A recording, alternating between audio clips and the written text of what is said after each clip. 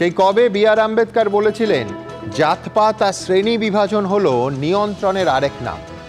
এগিয়ে এবং পিছিয়ে থাকা শ্রেণীর সংজ্ঞা নিয়ে সংঘাত আর রাজনৈতিক নিয়ন্ত্রণের যুদ্ধ এদেশে বহু দশক ধরে চলছে। তার সবটা কি মানুষের উন্নতির স্বার্থে, নাকি কোনো বিশেষ শ্রেণীকে সুবিধে পাইয়ে দেওয়ার স্বার্থে? এ প্রশ্ন বারবার ওঠে। আজ ওবিসি মামলায় কলকাতা হাইকোর্টের নির্দেশের পর এই রাজ্যেও তা তীব্রভাবে উঠছে। সেই নিয়েই আমাদের প্রথম প্রশ্ন। ওবিসি মামলায় ফের হাইকোর্টে বড়সড় ধাক্কা রাজ্যে। নতুন ৭৬টা জনগোষ্ঠী যুক্ত হওয়ার বিজ্ঞপ্তিতে স্থগিতাদেশ। বিধানসভা ভোটের কয়েক মাস আগে কত বড় অস্বস্তিতে শাসক দল? দ্বিতীয় প্রশ্ন। আইন মেনে জারি করা হয়নি বিজ্ঞপ্তি, কোর্টের নির্দেশ সরাসরি অমান্য করেছে রাজ্য সরকার। ওবিসি ইস্যুতে ক্ষোভ প্রকাশ মাননীয় বিচারপতিদের। বিধানসভায় পাশ করে কেন আইন করল না রাজ্য? তৃতীয় প্রশ্ন। কিসের ভিত্তিতে নতুন তালিকা? কদিন আগেই রাজ্যের কাছে তথ্য তলব জাতীয় অনগ্রসর শ্রেণী কমিশনে। ব্যাকডোর দিয়ে মুসলিম তোষণ, অভিযোগ বিজেপি। ওবিসি সংরক্ষণের নেপথ্যেও কি সেই ভোট রাজনীতি? চতুর্থ প্রশ্ন। কলেজ বিশ্ববিদ্যালয়ে ভর্তির পোর্টাল খোলার দিনই ওবিসি মামলায় সরকারের ধাক্কা। ফের অনিশ্চয়তার মুখে লক্ষ লক্ষ পড়ুয়ার ভবিষ্যৎ। কিন্তু পুরনো নিয়মেই ভর্তি করলে অসুবিধাটা কোথায়? পঞ্চম প্রশ্ন। আগুন লাগেনি, বাজারে আগুন লাগানো হয়েছে। ষড়যন্ত্রের তত্ত্বে অনড় খিদিরপুরের ব্যবসায়ীরা। ক্ষতিপূরণ আর বাজার সরানোর প্রস্তাব নিয়েও ক্ষোভ। কিন্তু তদন্ত কি আদৌ জানা যাবে আগুন লাগার আসল কারণটা? তবে আজ শুরুতেই দেখাবো রাজ্য সরকারের ওবিসি বিজ্ঞপ্তিতে অন্তর্বর্তী স্থগিতাদেশ দিল কলকাতা হাইকোর্টের ডিভিশন বেঞ্চ। নিঃসন্দেহে বড় ধাক্কা রাজ্য সরকারের। দেখুন। ওবিসি মামলায় ফের কলকাতা হাইকোর্টে বড়সড় ধাক্কা খেল রাজ্য সরকার। তাদের জারি করা নতুন বিজ্ঞপ্তির ওপর অন্তর্বর্তী স্থগিতাদেশ দিল বিচারপতি তপব্রত চক্রবর্তী এবং বিচারপতি রাজাশেখর মান্থার ডিভিশন বেঞ্চ। রাজ্য সরকারের উদ্দেশ্যে বিচারপতি রাজাশেখর মান্থা এদিন বলেন, আপনারা 2012 সালের ওবিসি আইন অনুযায়ী অর্ধেক কাজ করেছেন, তারপর আবার 1993 সালের আইনে ফেরত গেছেন। এটা কেন? আপনারা কেন 2012 সালের আইনে সংশোধনী আনলেন না? আগামীকাল অ্যাসেম্বলিতে লাঞ্চের সময় বিজেপি বিধায়করা কালকে লাড্ডু বিতরণ করে উৎসব পালন করবে। ওবিসি হিন্দু, মাহিষ্য, তিলি, তেলি, কুর্মি, ঘোষ, কুম্ভকার, স্বর্ণকার, মালাকার, নাপিত, কামার, কুমোর, এদের অধিকার লড়াইতে ভারতীয় জনতা পার্টি অঙ্গীকারবদ্ধ। গত বছরের মে মাসে কলকাতা হাইকোর্টের বিচারপতি তপব্রত চক্রবর্তী এবং বিচারপতি রাজাশেখর মান্থার বেঞ্চ 2010 সাল থেকে দেওয়া ওবিসি সার্টিফিকেট বাতিলের নির্দেশ দেয়। 2011 সালে রাজ্যে ক্ষমতায় আসে তৃণমূল। ফলে আদালতের নির্দেশ মূলত কার্যকর হয় তৃণমূল আমলে ইস্যু করা ওবিসি শংসাপত্রের উপরেই। এই নির্দেশকে চ্যালেঞ্জ করে সুপ্রিম কোর্টে যায় রাজ্য সরকার। এর মধ্যেই চলতি মাসের শুরুতে বিধানসভায় ওবিসি সংরক্ষণ তালিকা নিয়ে রিপোর্ট পেশ করেন মুখ্যমন্ত্রী। তিনি জানান, 8 মে 2025 রাজ্য সরকার নতুন ক্যাটাগরি ইস্যু করেছে। 3রা জুন ওবিসি সংরক্ষণ 7% থেকে বাড়িয়ে 10% করা হয়েছে। মোট 140টি সম্প্রদায়কে ওবিসি তালিকার অন্তর্ভুক্ত করা হয়েছে, যার মধ্যে 61টি হিন্দু সম্প্রদায় এবং 79টি সংখ্যালঘু সম্প্রদায়ের মানুষ রয়েছেন। সেই বিজ্ঞপ্তিতেই মঙ্গলবার অন্তর্বর্তী স্থগিতাদেশ জারি করল হাইকোর্ট। তৃণমূল পার্টি তারা কোনোভাবেই মুসলমান সমাজের ভোট হারাতে চায় না, অথচ মুসলমান সমাজকে তাদের প্রকৃত অধিকারও তারা দিতে চায় না। এই ওবিসি কাণ্ডে তারা বারবার করে পরিকল্পিতভাবে লালিপপ, বোঝেন, লালিপপ দিয়ে থেকে খুশি করতে চাইছে। এই দেখো, তোমাদের জন্য এত রিজার্ভেশনের ব্যবস্থা করেছি, মুসলমান আমার হও। এইবার কি করবে? দিদি হাত উপর করে দেবে, হাত উপর করে বলবে, মুসলমান ভাই, আমি তো তোমাদের সব কিছু দিতে চেয়েছিলাম, কোর্ট আমাকে দিতে দিল না। রাজ্য সরকার একটা কার্যত ঘোষণাপত্র দিয়েছে বিধানসভায়, কোনো আলাপ আলোচনাও হয়নি। অধিবেশন শেষ হচ্ছে তার ঠিক আগে একটা কার্যত ঘোষণাপত্র, সরকারের উইশ, আমি মনে করছি তাই, এই গোচরটা ভাব।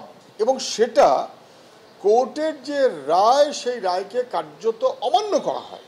টেনে 3টে থাপ্পড় মেরেছে, গালে 3টে থাপ্পড় মেরেছে। 31শে জুলাই পর্যন্ত এই নির্দেশ বলবৎ থাকবে বলে নির্দেশ দিয়েছে বিচারপতি তপব্রত চক্রবর্তী ও বিচারপতি রাজাশেখর মান্থার ডিভিশন বেঞ্চ।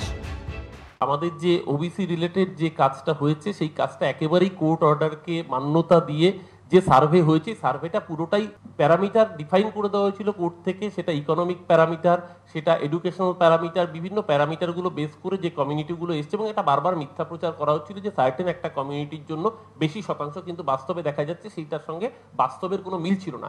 একেবারে অর্থনৈতিক প্যারামিটারকে মান্যতা দিয়ে, তার এডুকেশনাল প্যারামিটারগুলোকে মান্যতা দিয়ে যেইভাবে কোর্ট গাইডলাইন বেঁধে দিচ্ছিল সেভাবেই করা হয়েছে। এবার কোর্টের উপরে তো আমরা কেউ নেই, কোর্টের আজকে প্রাইমারি এই রায় পর্যালোচনা করে নিশ্চয়ই সরকার সেই রকম ব্যবস্থা নেবে। 24শে জুলাই হাইকোর্টে ওবিসি মামলার পরবর্তী শুনানি।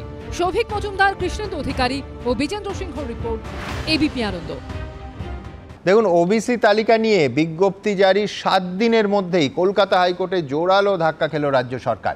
মাননীয় বিচারপতি তপব্রত চক্রবর্তী এবং মাননীয় বিচারপতি রাজাশেখর মান্থার ডিভিশন বেঞ্চ রাজ্যের জারি করা নতুন বিজ্ঞপ্তির ওপর অন্তর্বর্তী স্থগিতাদেশ জারি করলো। দেখলেন আপনারা, বেআইনিভাবে ধর্মের ভিত্তিতে পেছনের দরজা দিয়ে মুসলিমদের জন্য সংরক্ষণের ব্যবস্থা করেছিল তৃণমূল সরকার। রায় হতে না হতেই একেবারে আক্রমণে ঝাঁপিয়েছে তরুণদের দল বিজেপি। রায় দেখে প্রয়োজনীয় ব্যবস্থা নেবে সরকার, বলছে শাসক দল। এই পর্যন্ত ঠিক ছিল, কিন্তু সরাসরি আজ জাস্টিস রাজাশেখর মান্থার নাম করে আরও একবার আক্রমণ শানালো তৃণমূল কংগ্রেস।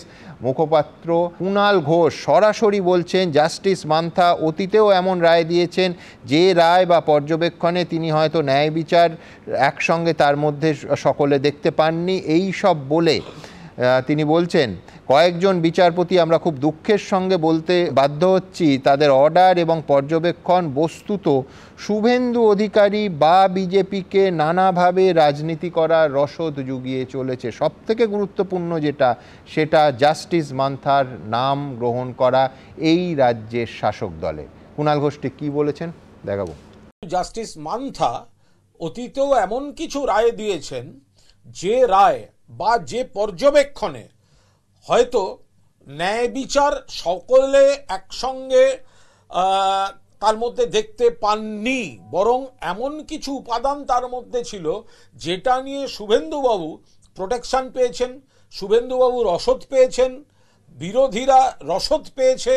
আমরা বিচার ব্যবস্থাকে সম্মান করতে চাইলেও করছি, কিন্তু কয়েকজন বিচারপতি আমরা খুব দুঃখের সঙ্গে বলতে বাধ্য হচ্ছি যে যাদের অর্ডার এবং পর্যবেক্ষণ বস্তুত শুভেন্দু অধিকারী বা বিজেপিকে নানাভাবে রাজনীতি করার রসদ জুগিয়ে দিচ্ছে।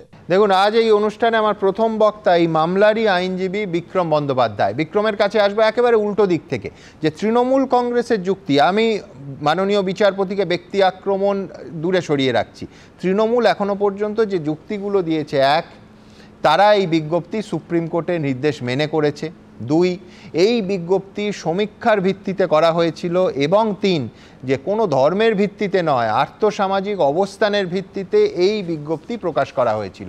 বিক্রমের কাছে প্রশ্ন একটাই থাকবে, কেন কলকাতা হাইকোর্টের মাননীয় বিচারপতিরা এই সব যুক্তি আদপেই মানলেন না?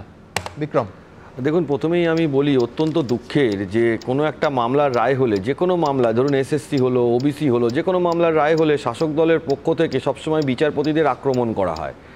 আপনারা এটা দেখে থাকবেন, প্রায়শই এটা হয়, এবং সিঙ্গেল বেঞ্চ থেকে সুপ্রিম কোর্ট অবধি এসএসসি মামলাতে সে আক্রমণ করে করে করে করে আলটিমেটলি রাজ্য সরকার কিছু করতে পারলো না।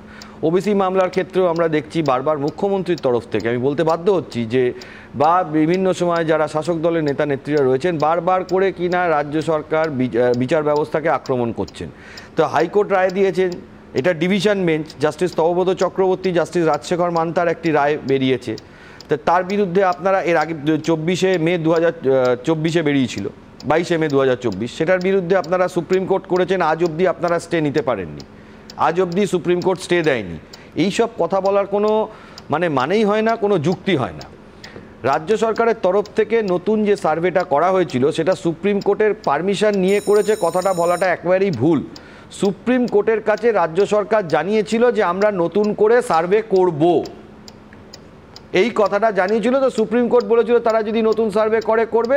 সেইখানে একটা লাইন রেকর্ড করা ছিল, without prejudice to the rights and contentions of the parties in that particular SLP. রাজ্য সরকার নিজের মতো সার্ভে করেছে। যখন নতুন সার্ভে করছে, সেই সার্ভেতে যদি কোনো রকম ভুল হয়, কোনো রকম ত্রুটি হয়, তাহলে সেটা is a subject matter of challenge, that is an independent cause of action, একদম ফ্রেশ কজ অফ অ্যাকশন সেটা। এইবারে আমি যেটাতে ঢুকতে চাইছি সেটা হচ্ছে হলো সার্ভেটাতে কি ভুল হয়েছে। দেখুন, ইন্দ্র সাহানির জাজমেন্ট আছে, এটা একদম সুপ্রিম কোর্টের 9 জাজেস বেঞ্চের জাজমেন্ট। সেইখানে একদম স্পেসিফিক্যালি বলা আছে কোনো জনগোষ্ঠীকে যদি ওবিসি তালিকাভুক্ত করতে হয় তার জন্য এন্টায়ার পপুলেশনের সার্ভে প্রয়োজন। রাজ্য সরকার কোর্টের কাছে এফিডেভিট দিয়ে বলছে তাদের, রাজ্য সরকার না sorry commission, West Bengal backward class commission তাদের এফিডেভিটে ডকুমেন্ট অ্যানেক্স করে বলছে রাজ্য সরকারের তরফ থেকে এন্টায়ার পপুলেশন সার্ভে করার মতন ইনফ্রাস্ট্রাকচার নেই এবং এই এন্টায়ার পপুলেশন সার্ভে করা, এখানে আমি আটকাবো, তাহলে এই সমীক্ষাটা কিসের ভিত্তিতে হয়েছে? এই সমীক্ষা যেটা হয়েছে সেটা হলো কিছু কমিউনিটি, কিছু ক্লাস তারা অ্যাপ্লিকেশন জমা দিয়েছে, 50টা 60টা 100টা 1000টা করে হাউস হোল্ডে গিয়ে বাড়িতে বাড়িতে দেখা হয়েছে। এই সমীক্ষাতে একটা রিজার্ভেশন করা সম্ভব না। একটা করতে গেলে একটা ডেটা তৈরি করতে হবে এন্টায়ার পপুলেশনকে নিয়ে, সেই ডেটা থেকে একটা ক্রাইটেরিয়া ইভলভ হবে। 3টে ক্রাইটেরিয়া স্পেসিফিক বলা আছে আমাদের সংবিধান অনুযায়ী কারা কারা ব্যাকওয়ার্ড হতে পারে, সোশ্যাল, ইকোনমিক, এডুকেশনাল। ধরুন এডুকেশনাল ক্রাইটেরিয়া হলো যে গ্র্যাজুয়েটের কম, বা ইকোনমিক ক্রাইটেরিয়া হলো 10,000 টাকার কম, সোশ্যাল ক্রাইটেরিয়া কারোর বাড়ি, কারোর তাদের ওয়াশরুম, এইসবগুলো দেখে একটা সোশ্যাল ক্রাইটেরিয়া হতে পারে। কিন্তু এই ক্রাইটেরিয়াটা আগে সারা পপুলেশন, সারা পশ্চিমবাংলার পপুলেশনকে সার্ভে করে আগে ক্রাইটেরিয়াটা বার করতে হবে। তার পরবর্তীকালে যে যে কমিউনিটি অ্যাপ্লাই করবে সেই কমিউনিটিতে গিয়ে আবার ফিল্ড সার্ভে করতে হবে। এই টোটাল প্রসেসটা হয়নি বলে আমাদের কোর্টের কাছে আবেদন ছিল, অভিযোগ ছিল। দ্বিতীয় কথা, রাজ্য সরকার যখন আগের গভর্নমেন্ট ছিল তখন পশ্চিমবাংলায় আলাদা কোনো আইন ছিল না, reservation for the post appointment act 2000 যেটা 12তে এসেছে, তখন এক্সিকিউটিভ নোটিফিকেশনে হচ্ছিল। এবারে যখন 12 সালে আইন চলে আসলো তাহলে তো আর এক্সিকিউটিভ নোটিফিকেশনে হয় না, তাহলে সেই আইনটাকে আইদার রিপিল করতে হবে বা অ্যামেন্ড করতে হবে, যখন হাইকোর্ট অলরেডি কিছু পোর্শন ওই আইনের সেট অ্যাসাইড করে দিয়েছে। এটা খুব কমন যুক্তি আমাদের কোর্টে। রাজ্য সরকার তাড়াহুড়ো করার জন্য আলটিমেটলি যেটা করলো সেটা হলো এক্সিকিউটিভ নোটিফিকেশন করে দিল। এবং এই সার্ভেটার কথা আমি আরেকটা খুব ইম্পর্টেন্ট জিনিস উল্লেখ করে দিই, কারণ হচ্ছে হলো ওবিসি মামলাটা যখন চলছে সাধারণ মানুষ কিন্তু ওবিসি মামলার কি আইনি জটিলতা, কি ব্যাপারটা হচ্ছে কেউ কিন্তু কিচ্ছু বুঝতে পারছিল না। এখন আস্তে আস্তে মানুষ বুঝতে পারছে। যখন 2010 সালে সার্ভে হয়েছিল 42টা কমিউনিটি প্রথমবার ঢুকেছিল, সেই 42টা কমিউনিটিকে সার্ভে করার সময় লেগেছিল 6 মাস, আর এখন 140টা কমিউনিটি সার্ভে হলো 1.5 মাসে। How is it possible? আমি আইন আদালত সব ছেড়ে দিচ্ছে, হাউ এটা পসিবল কি করে হয়? বেশ বেশ বেশ, এটা হলো সবথেকে বড় প্রশ্ন। হ্যাঁ, বিক্রম একটা শব্দ ব্যবহার করলো, তাড়াহুড়ো। কেন বারবার বিভিন্ন শুনানিতে এবং আজকে এবং গতকাল বিশেষ করে এই তাড়াহুড়ো শব্দবন্ধটা ঘুরে ফিরে এসেছে আপনাদের আমরা দেখাবো। কিন্তু তার আগে অবশ্যই তৃণমূল কংগ্রেসের মুখপাত্র, তিনিও পেশায় আইনজীবী, বৈশ্বনাথ চট্টোপাধ্যায়, তার কাছে যাব। কিন্তু তার আগে দেখাবো যে আজকে কেন আদালতের মনে হলো যে সরাসরি আদালতকে অমান্য করা হয়েছে, অমান্য করেছে রাজ্য সরকার। কি হলো সওয়াল জবাবে, কি বললেন মাননীয় বিচারপতিরা, কি বলল কলকাতা হাইকোর্টের ডিভিশন বেঞ্চ, দেখাবো। আদালতের নির্দেশ অমান্য করেছে রাজ্য সরকার, আইন মেনে জারি করা হয়নি বিজ্ঞপ্তি।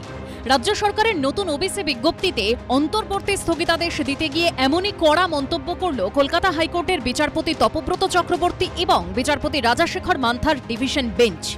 বিচারপতি রাজাশেখর মান্থা বলেন, এখনো পর্যন্ত রাজ্য সরকারের তরফে বিভিন্ন বিষয়ে যে 4 থেকে 5টি বিজ্ঞপ্তি জারি করা হয়েছে তার মাধ্যমে সরাসরি আদালতের নির্দেশ অমান্য করা হয়েছে। তৃণমূল কংগ্রেস নিজেকে আইনের ঊর্ধ্বে মনে করে। তৃণমূল কংগ্রেস যুক্তরাষ্ট্রীয় ব্যবস্থার মধ্যে থেকেও পশ্চিমবঙ্গকে একটা স্বাধীন রাষ্ট্র হিসেবে ভেবে থাকে। তৃণমূল কংগ্রেসের এই যে আমার বাংলা দর্শন, এতেই সর্বনাশ হয়েছে। সুতরাং হাইকোর্টের নির্দেশ কবে তারা মেনেছে? 22 মে তৃণমূল আমলে জারি হওয়া ওবিসি সার্টিফিকেট বাতিলের রায়ে কলকাতা হাইকোর্ট জানায়, প্রথমে ওবিসি কমিশনের তরফে সুপারিশ আনা হবে, সেই সুপারিশ খতিয়ে দেখবে রাজ্য সরকার, তারপর তা বিল আকারে বিধানসভায় পাশ হবে। 2012 সালের ওবিসি আইনে সংশোধনী আনতে হবে, তারপর সেই সংশোধনী মেনেই নোটিফিকেশন জারি করা হবে। জুনের শুরুতে সংশোধিত তালিকার খসড়া অনুমোদন করে মমতা বন্দ্যোপাধ্যায়ের মন্ত্রিসভা। মন্ত্রিসভার বৈঠকে অনগ্রসর কল্যাণ দপ্তরের তরফে একটি সংশোধিত তালিকা পেশ করা হলে তাতে শিলমোহর দেন মুখ্যমন্ত্রী। তালিকা অনুযায়ী আগে থাকা ৬৬টি জাতির সংখ্যা কমিয়ে ৬৪ করা হয়, নতুন করে ৭৬টি জাতি সংযোজিত হয়। ফলে রাজ্যে স্বীকৃত ওবিসি জনগোষ্ঠীর মোট সংখ্যা দাঁড়ায় ১৪০।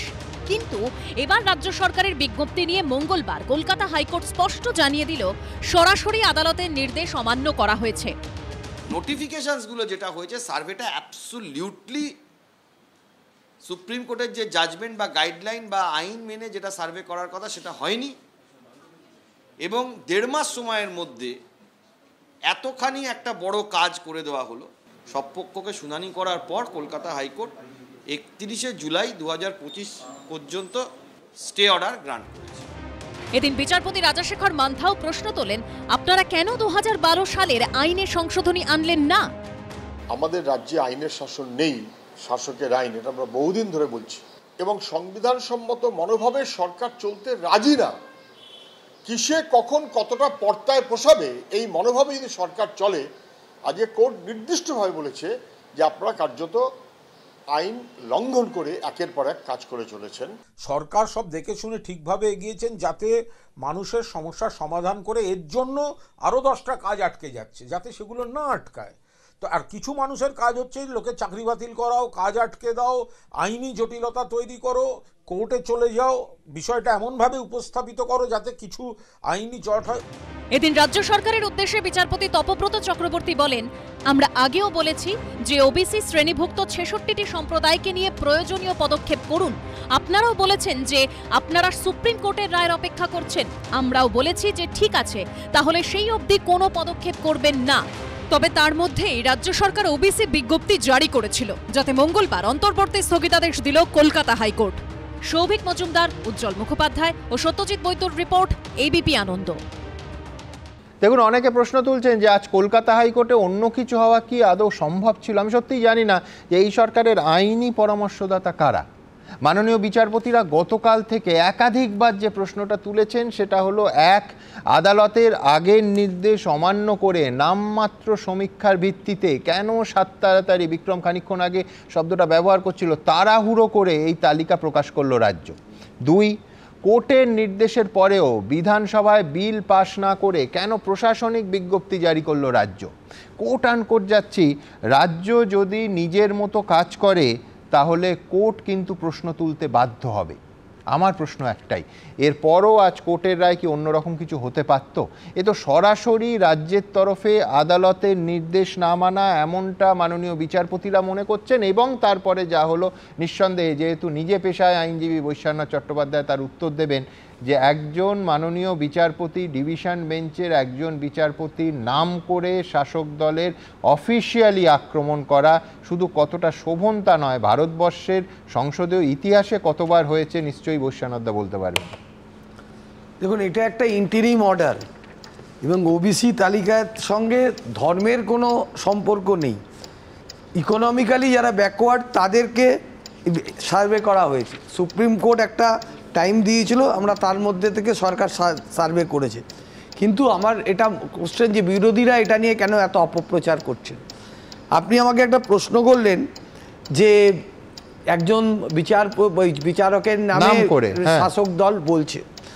আমি বিচার ব্যবস্থার প্রতি অগাধ আস্থা এবং আমি নিজে বার কাউন্সিলের একজন নির্বাচিত সদস্য হিসাবে বলছি, যার নামে বলা হচ্ছেন তিনি মহামান্য বিচারক, তিনি বিরোধী দলকে, মানে বিরোধী দলের নেতাকে একটা ব্ল্যাঙ্কেট অর্ডার দিয়েছিলেন, যেটার কারণে তিনি উৎসাহিত হয়ে নানান ধরনের মন্তব্য করেছেন। একটা আমি যতদূর জানি কাউকে প্রোটেকশন যদি দেয় একটা স্পেসিফিক কেসে দেওয়া যায়, উনি দিয়েছেন বিচারক। আমি বিচার ব্যবস্থার প্রতি আমার আস্থা আছে, সে ব্যাপারে আমি বলছি না।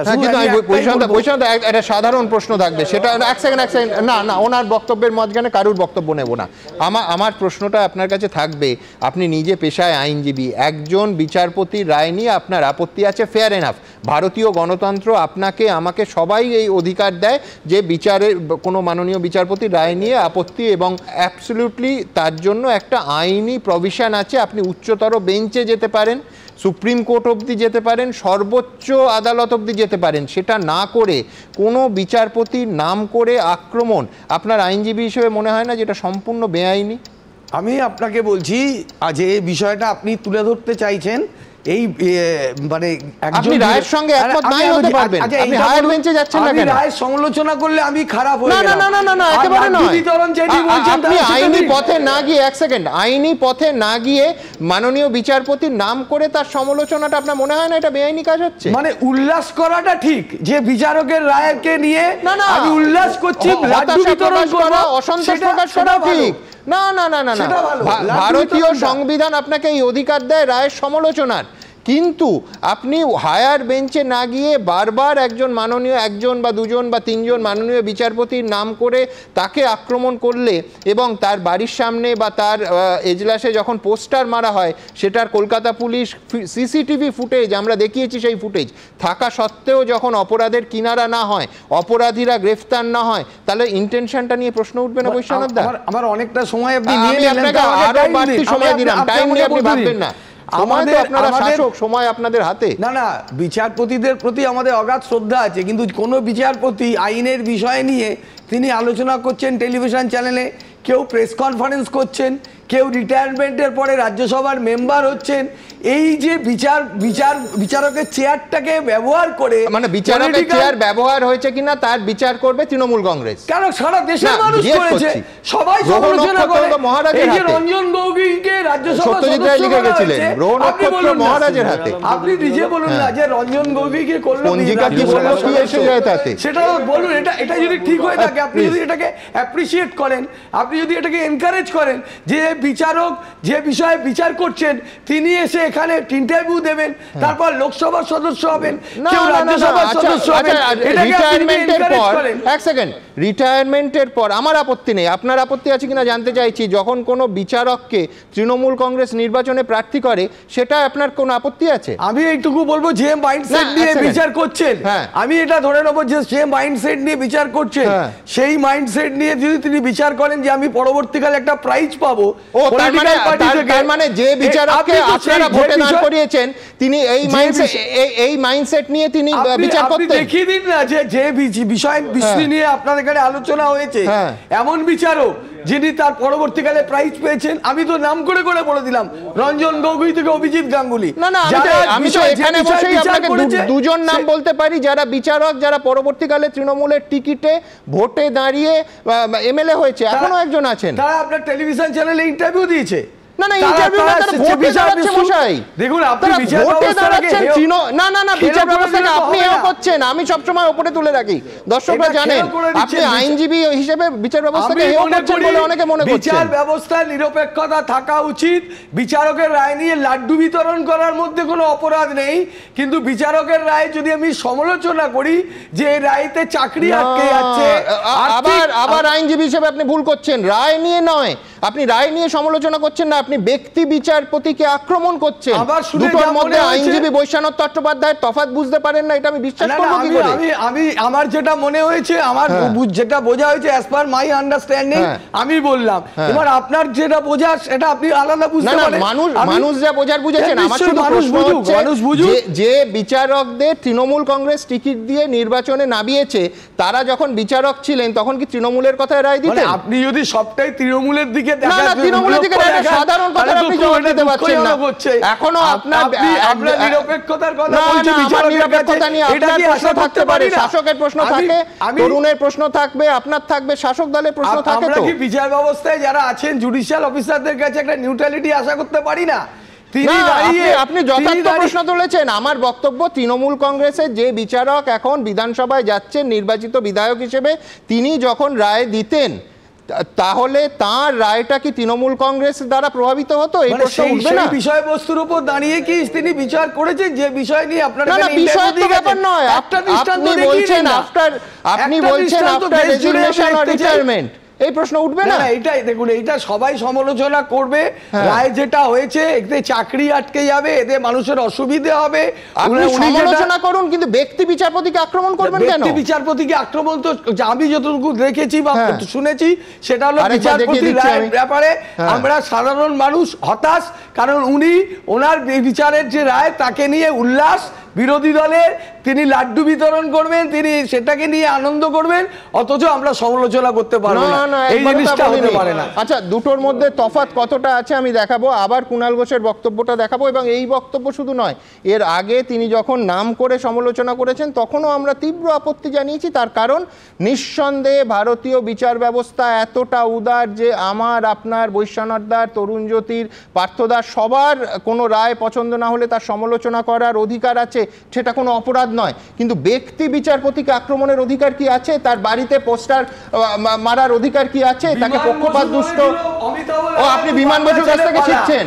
বাহ বাহ বাহ, খুব ভালো লাগলো। আমার এখানে বক্তব্য, উনি ব্ল্যাঙ্কেট প্রোটেকশনের কথা বললেন শুভেন্দু অধিকারী মহাশয়। প্রথমত আমি একটা কথা বলি, ওই ব্ল্যাঙ্কেট প্রোটেকশন কিন্তু উনি একা পাননি, হাইকোর্টে অনেকে পেয়েছেন, এবং সিঙ্গেল বেঞ্চ থেকে সুপ্রিম কোর্ট অবধি রাজ্য সরকার গিয়ে হেরেছে। ওই ব্ল্যাঙ্কেট প্রোটেকশন কিন্তু জাস্টিস মান্থার সরাতে পারেন, 3 ধাপে হেরে তারপরে এই ধরনের কথাগুলো বলে। ব্ল্যাঙ্কেট প্রোটেকশন ভারতবর্ষে হয়, এরকম প্রোটেকশন হয় যে কোনো কেসে অ্যারেস্ট করা যাবে না without leave of the court. এরকম প্রোটেকশন অনেকেই পশ্চিম বাংলাতে পেয়েছে, এবং সুপ্রিম কোর্টে গিয়ে, স্যার আপনি অনেক সিনিয়র, আপনি এটা জানেন, সুপ্রিম কোর্টে গিয়ে কিন্তু সেই অর্ডার আপনি ভেকেট করাতে পারেন। আমাদের মনে হচ্ছে উনি ফেভারিজম করেছেন, এইটা কোন সঠিক ওরা বিচারক এবং বিচারপতির তফাৎ আপনি নিশ্চয়ই জানেন।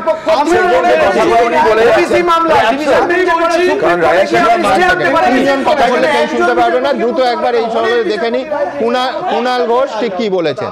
জাস্টিস মান্থা অতীতেও এমন কিছু রায় দিয়েছেন যে রায় বা যে পর্যবেক্ষণে হয়তো ন্যায় বিচার সকলে একসঙ্গে তার মধ্যে দেখতে পাননি, বরং এমন কিছু উপাদান তার মধ্যে ছিল যেটা নিয়ে শুভেন্দুবাবু প্রোটেকশন পেয়েছেন, শুভেন্দুবাবু রসদ পেয়েছেন, বিরোধীরা রসদ পেয়েছে। আমরা এখানে দেখেছি হাইকোর্টে অভিজিৎ গঙ্গোপাধ্যায় এত বড় বড় কথা, তিনি চাকরি চলাকালীন ইস্তফা দিয়ে বিজেপির যোগ দিয়ে চলে গেলেন। আমরা বিচার ব্যবস্থাকে সম্মান করতে চাইলেও করছি, কিন্তু কয়েকজন বিচারপতি, আমরা খুব দুঃখের সঙ্গে বলতে বাধ্য হচ্ছি যে যাদের অর্ডার এবং পর্যবেক্ষণ বস্তুত শুভেন্দু অধিকারী বা বিজেপিকে নানাভাবে রাজনীতি করার রসদ জুগিয়ে দিচ্ছে। তরুণ, দেখো এই যে এই মামলাটার কথা বলা হচ্ছে, সেই মামলাটা সুপ্রিম কোর্ট পর্যন্ত চ্যালেঞ্জ হয়েছিল, সেই অর্ডারটা কিন্তু আছে। এইসব বেকার কথাগুলো আপনার মানে হয় না। সেকেন্ড থিং, এটা প্রথম বারবার জাস্টিস সমাপ্তি চট্টোপাধ্যায়ের বেঞ্চ যখন জাস্টিস সমাপ্তি যাবে তখন তার বেঞ্চ বয়কট হয়েছে, জাস্টিস মান্থার ঘরে তালা লাগানো হয়েছে, জাস্টিস অভিজিৎ গঙ্গোপাধ্যায়ের ঘরে কি হয়েছে আমরা দেখেছি। কোনো বিচারপতি যদি রায় যদি পছন্দ না হয় তার কাছে অ্যাপিলে যাবে। এই বারবার একই জিনিস কেন? আসলে এবার এরা প্রমাণ করে এরা গণতান্ত্রিক পরিকাঠামোটা মানে না। সুমনদা, বৈশ্বনাথ, দেখুন এটা তো বিজেপি বলবেই না। এখন যদি আপনি বলছেন কেন, আমাদের অ্যাডভোকেটদের মনে হতে পারে, সবসময় মনে হতে পারে যে ফেভারিজম করছে, কোনো জায়গায় মনে হতে পারে ওনার রায় ঠিক হয়নি, আমরা সমালোচনা করতে পারি, এরকম না যে আমরা সমালোচনা করার জায়গায় যেতে পারেন। কিন্তু আমি বলছি ব্যক্তি আক্রমণটা কি আপনি নিজে আইনজীবী, আক্রমণ জাস্টিসের নাম করে জীবনে শুনেছেন? আচ্ছা শুনিনি না, বৈশ্বনাথ আপনি বাংলা ছেড়ে পালা কোনো অসুবিধা নেই, সেটা তো নিন্দা করেছিলেন, সেটা কি প্রশংসা করেছিলেন?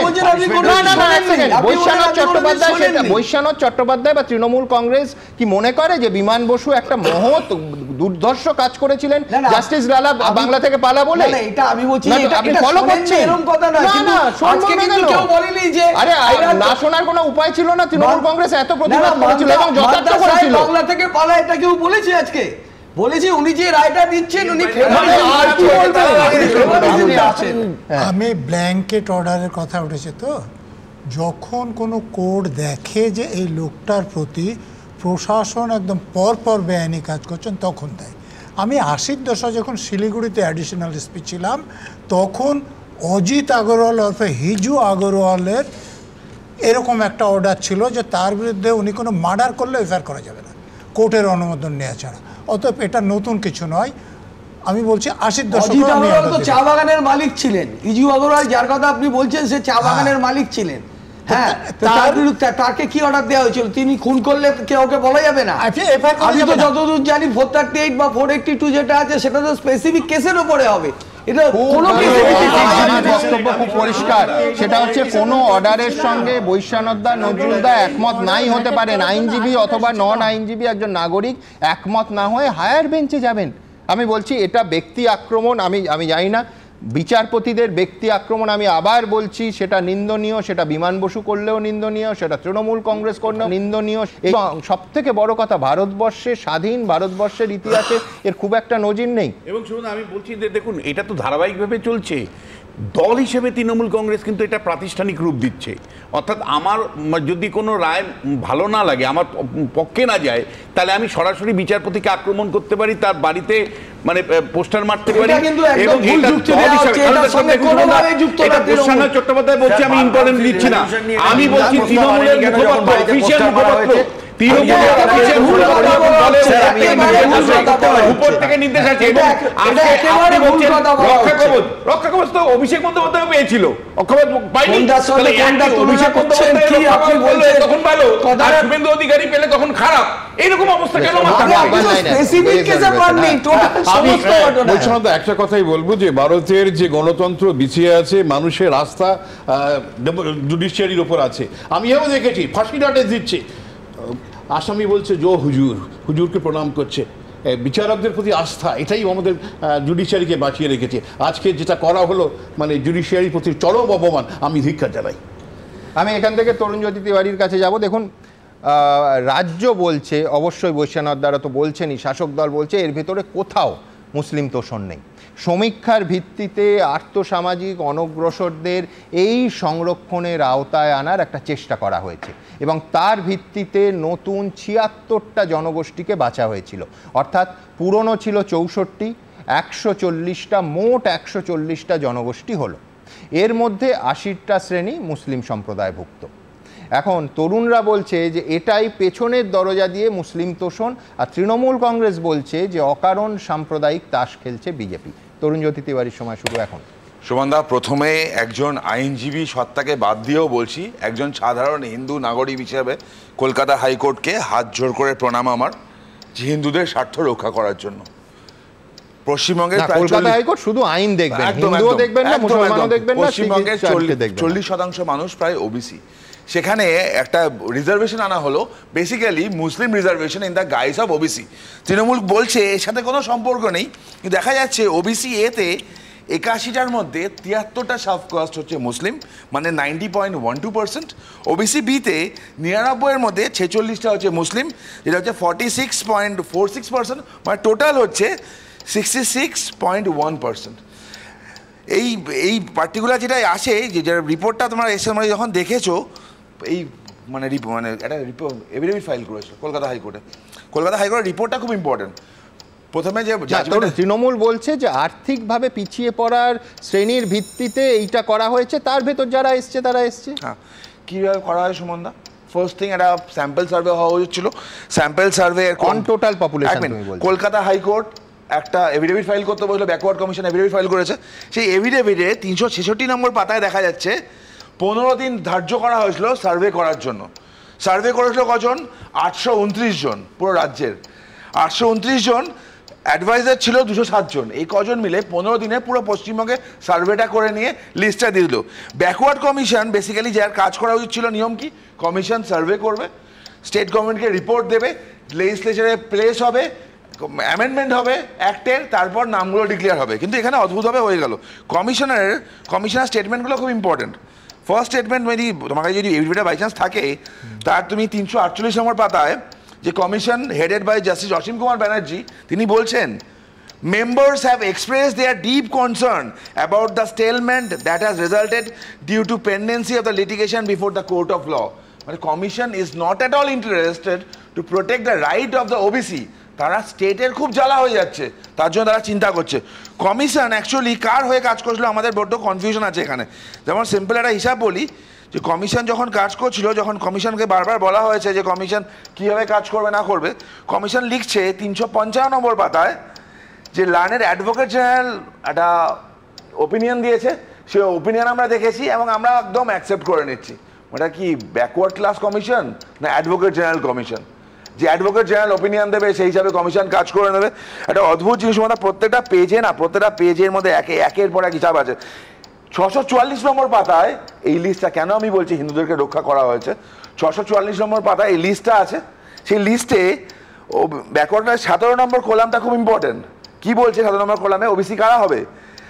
Schedule caste converted to Christianity and their progeny.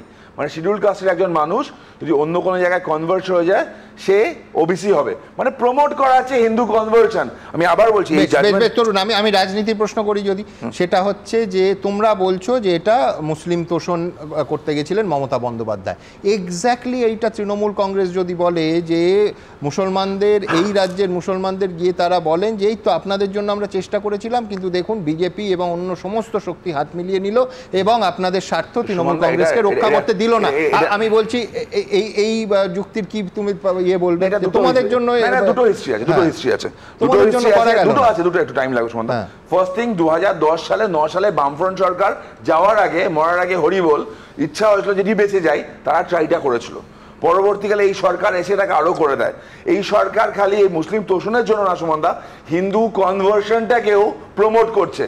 এই পার্টিকুলার যদি আমরা এই মানে লিস্টগুলো দেখি, সেখানে বলছে যদি কনভার্ট হয়ে যায়, এসসি এসসি থেকে কনভার্ট হলে সে তার সুবিধাটা পায় না, তাকে ওবিসি করে দেওয়া হবে। মানে কনভার্সনকে প্রমোট করছে। আস্তে আস্তে পশ্চিমবঙ্গকে যেমন কাশ্মীর থেকে হিন্দু তাড়ানো হয়েছিল, পশ্চিমবঙ্গকে হিন্দু শূন্য করার একটা সুনির্দিষ্ট চাল। চট্টোপাধ্যায় রাজনীতিটাকে নিয়ে যাচ্ছে কি করে হিন্দু আর মুসলমানে ভাগ করা যায়। বাংলার রাজনীতিতে এটা কোনোদিন ছিল না। আপনি বলুন, বললো সবকা সাথ সবকা বিকাশ, আর ইলেকশনে হেরে গিয়ে লোকসভার পরে বলছে हम लोग उसको साथ जो हम लोग को साथ है। এটা শুভেন্দু বলেনি, নরেন্দ্র মোদী বলেছে সবকা সাথ সবকা বিকাশ, আর ও বলছে আমি তাদের সাথে আছি যারা আমাদের সাথে আছে। সুতরাং এই যে ঘৃণ্য রাজনীতিটা করছে রাজ্যে দাঁড়িয়ে দেশ মানুষকে ভাগার জন্য, এইটা কিন্তু বন্ডিংটাকে ভাঙার চেষ্টা, বন্ডিংটাকে ভাঙার চেষ্টা। অর্ডারে 163 নম্বর প্যারাগ্রাফে পরিষ্কার কি বলেছে? This by itself would be amount of fraud on the constitutional power of the state.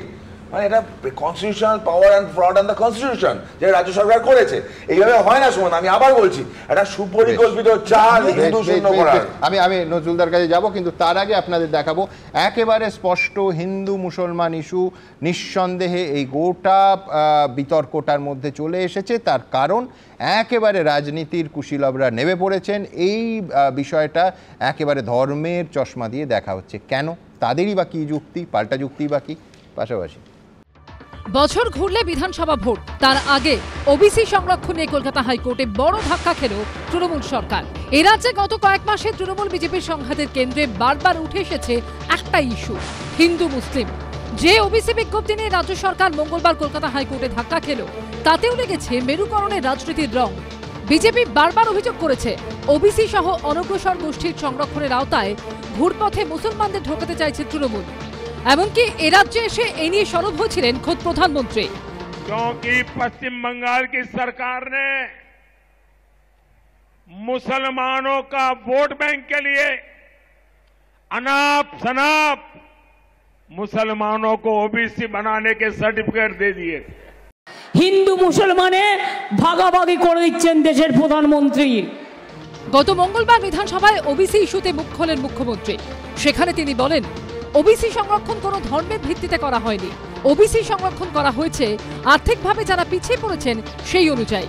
মোট 140টি সম্প্রদায়কে ওবিসি তালিকার অন্তর্ভুক্ত করা হয়েছে, যার মধ্যে 61টি হিন্দু সম্প্রদায়ের মানুষ রয়েছেন এবং 79টি সংখ্যালঘু সম্প্রদায়ের মানুষ রয়েছেন। কিন্তু হাইকোর্টে তৃণমূল সরকারের যুক্তি ধোপে টিকল না, তাদের বিজ্ঞপ্তি খারিজ করে দিল ডিভিশন বেঞ্চ। আর সেই রায়কে হাতিয়ার করেই সরব হয়েছে বিজেপি। শুভেন্দু অধিকারী সোশ্যাল মিডিয়ায় লেখেন, ভোট ব্যাংকের স্বার্থে ওবিসি সংরক্ষণে অপব্যবহার করতে চেয়েছিল রাজ্য, বহু সম্প্রদায়কে বঞ্চিত করা হয়েছিল। আদালতের রায়ে রাজ্যের সেই অপচেষ্টা ব্যর্থ হলো। আজকে একটা ঐতিহাসিক রায় হয়েছে ওবিসি সংরক্ষণ নিয়ে।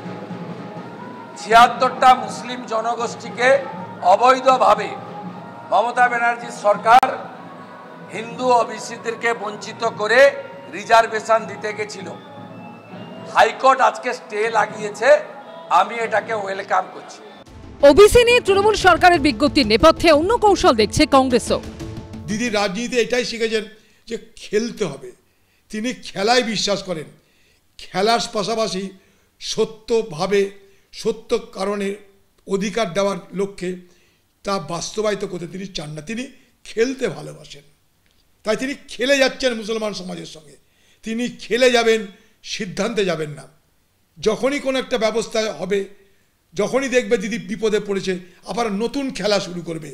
এই ওবিসি সংরক্ষণ নিয়ে সবিস্তারে ব্যাখ্যা দিয়েছেন মুখ্যমন্ত্রী। দয়া করে এর সঙ্গে ধর্মটাকে মেলাবেন না, এর সঙ্গে আর্থসামাজিক দিক থেকে পিছিয়ে পড়া যে বিষয়টা আছে সেটাই অগ্রাধিকার দিয়ে নিয়ম মেনে যা যা করা হয়েছে। সব মিলিয়ে ওবিসি সংরক্ষণ নিয়ে নতুন করে রাজনীতির পারদ চড়তে শুরু করলো। কৃষ্ণেন্দু অধিকারী, শিবাশিস মৌলিক ও উজ্জ্বল মুখোপাধ্যায় রিপোর্ট, এবিপি আনন্দ। আমি আবার রায় ফিরি যে গতকালই মাননীয় বিচারপতি তপব্রত চক্রবর্তীর পর্যবেক্ষণ ছিল যে রাজ্য যদি মনে করে যে আদালত যা খুশি নির্দেশ দিক আমরা শুনব না, তাহলে আমাদের মানে আদালতকে হস্তক্ষেপ করতে হবে। রাজ্যের এত গা ছাড়া মনোভাব কেন?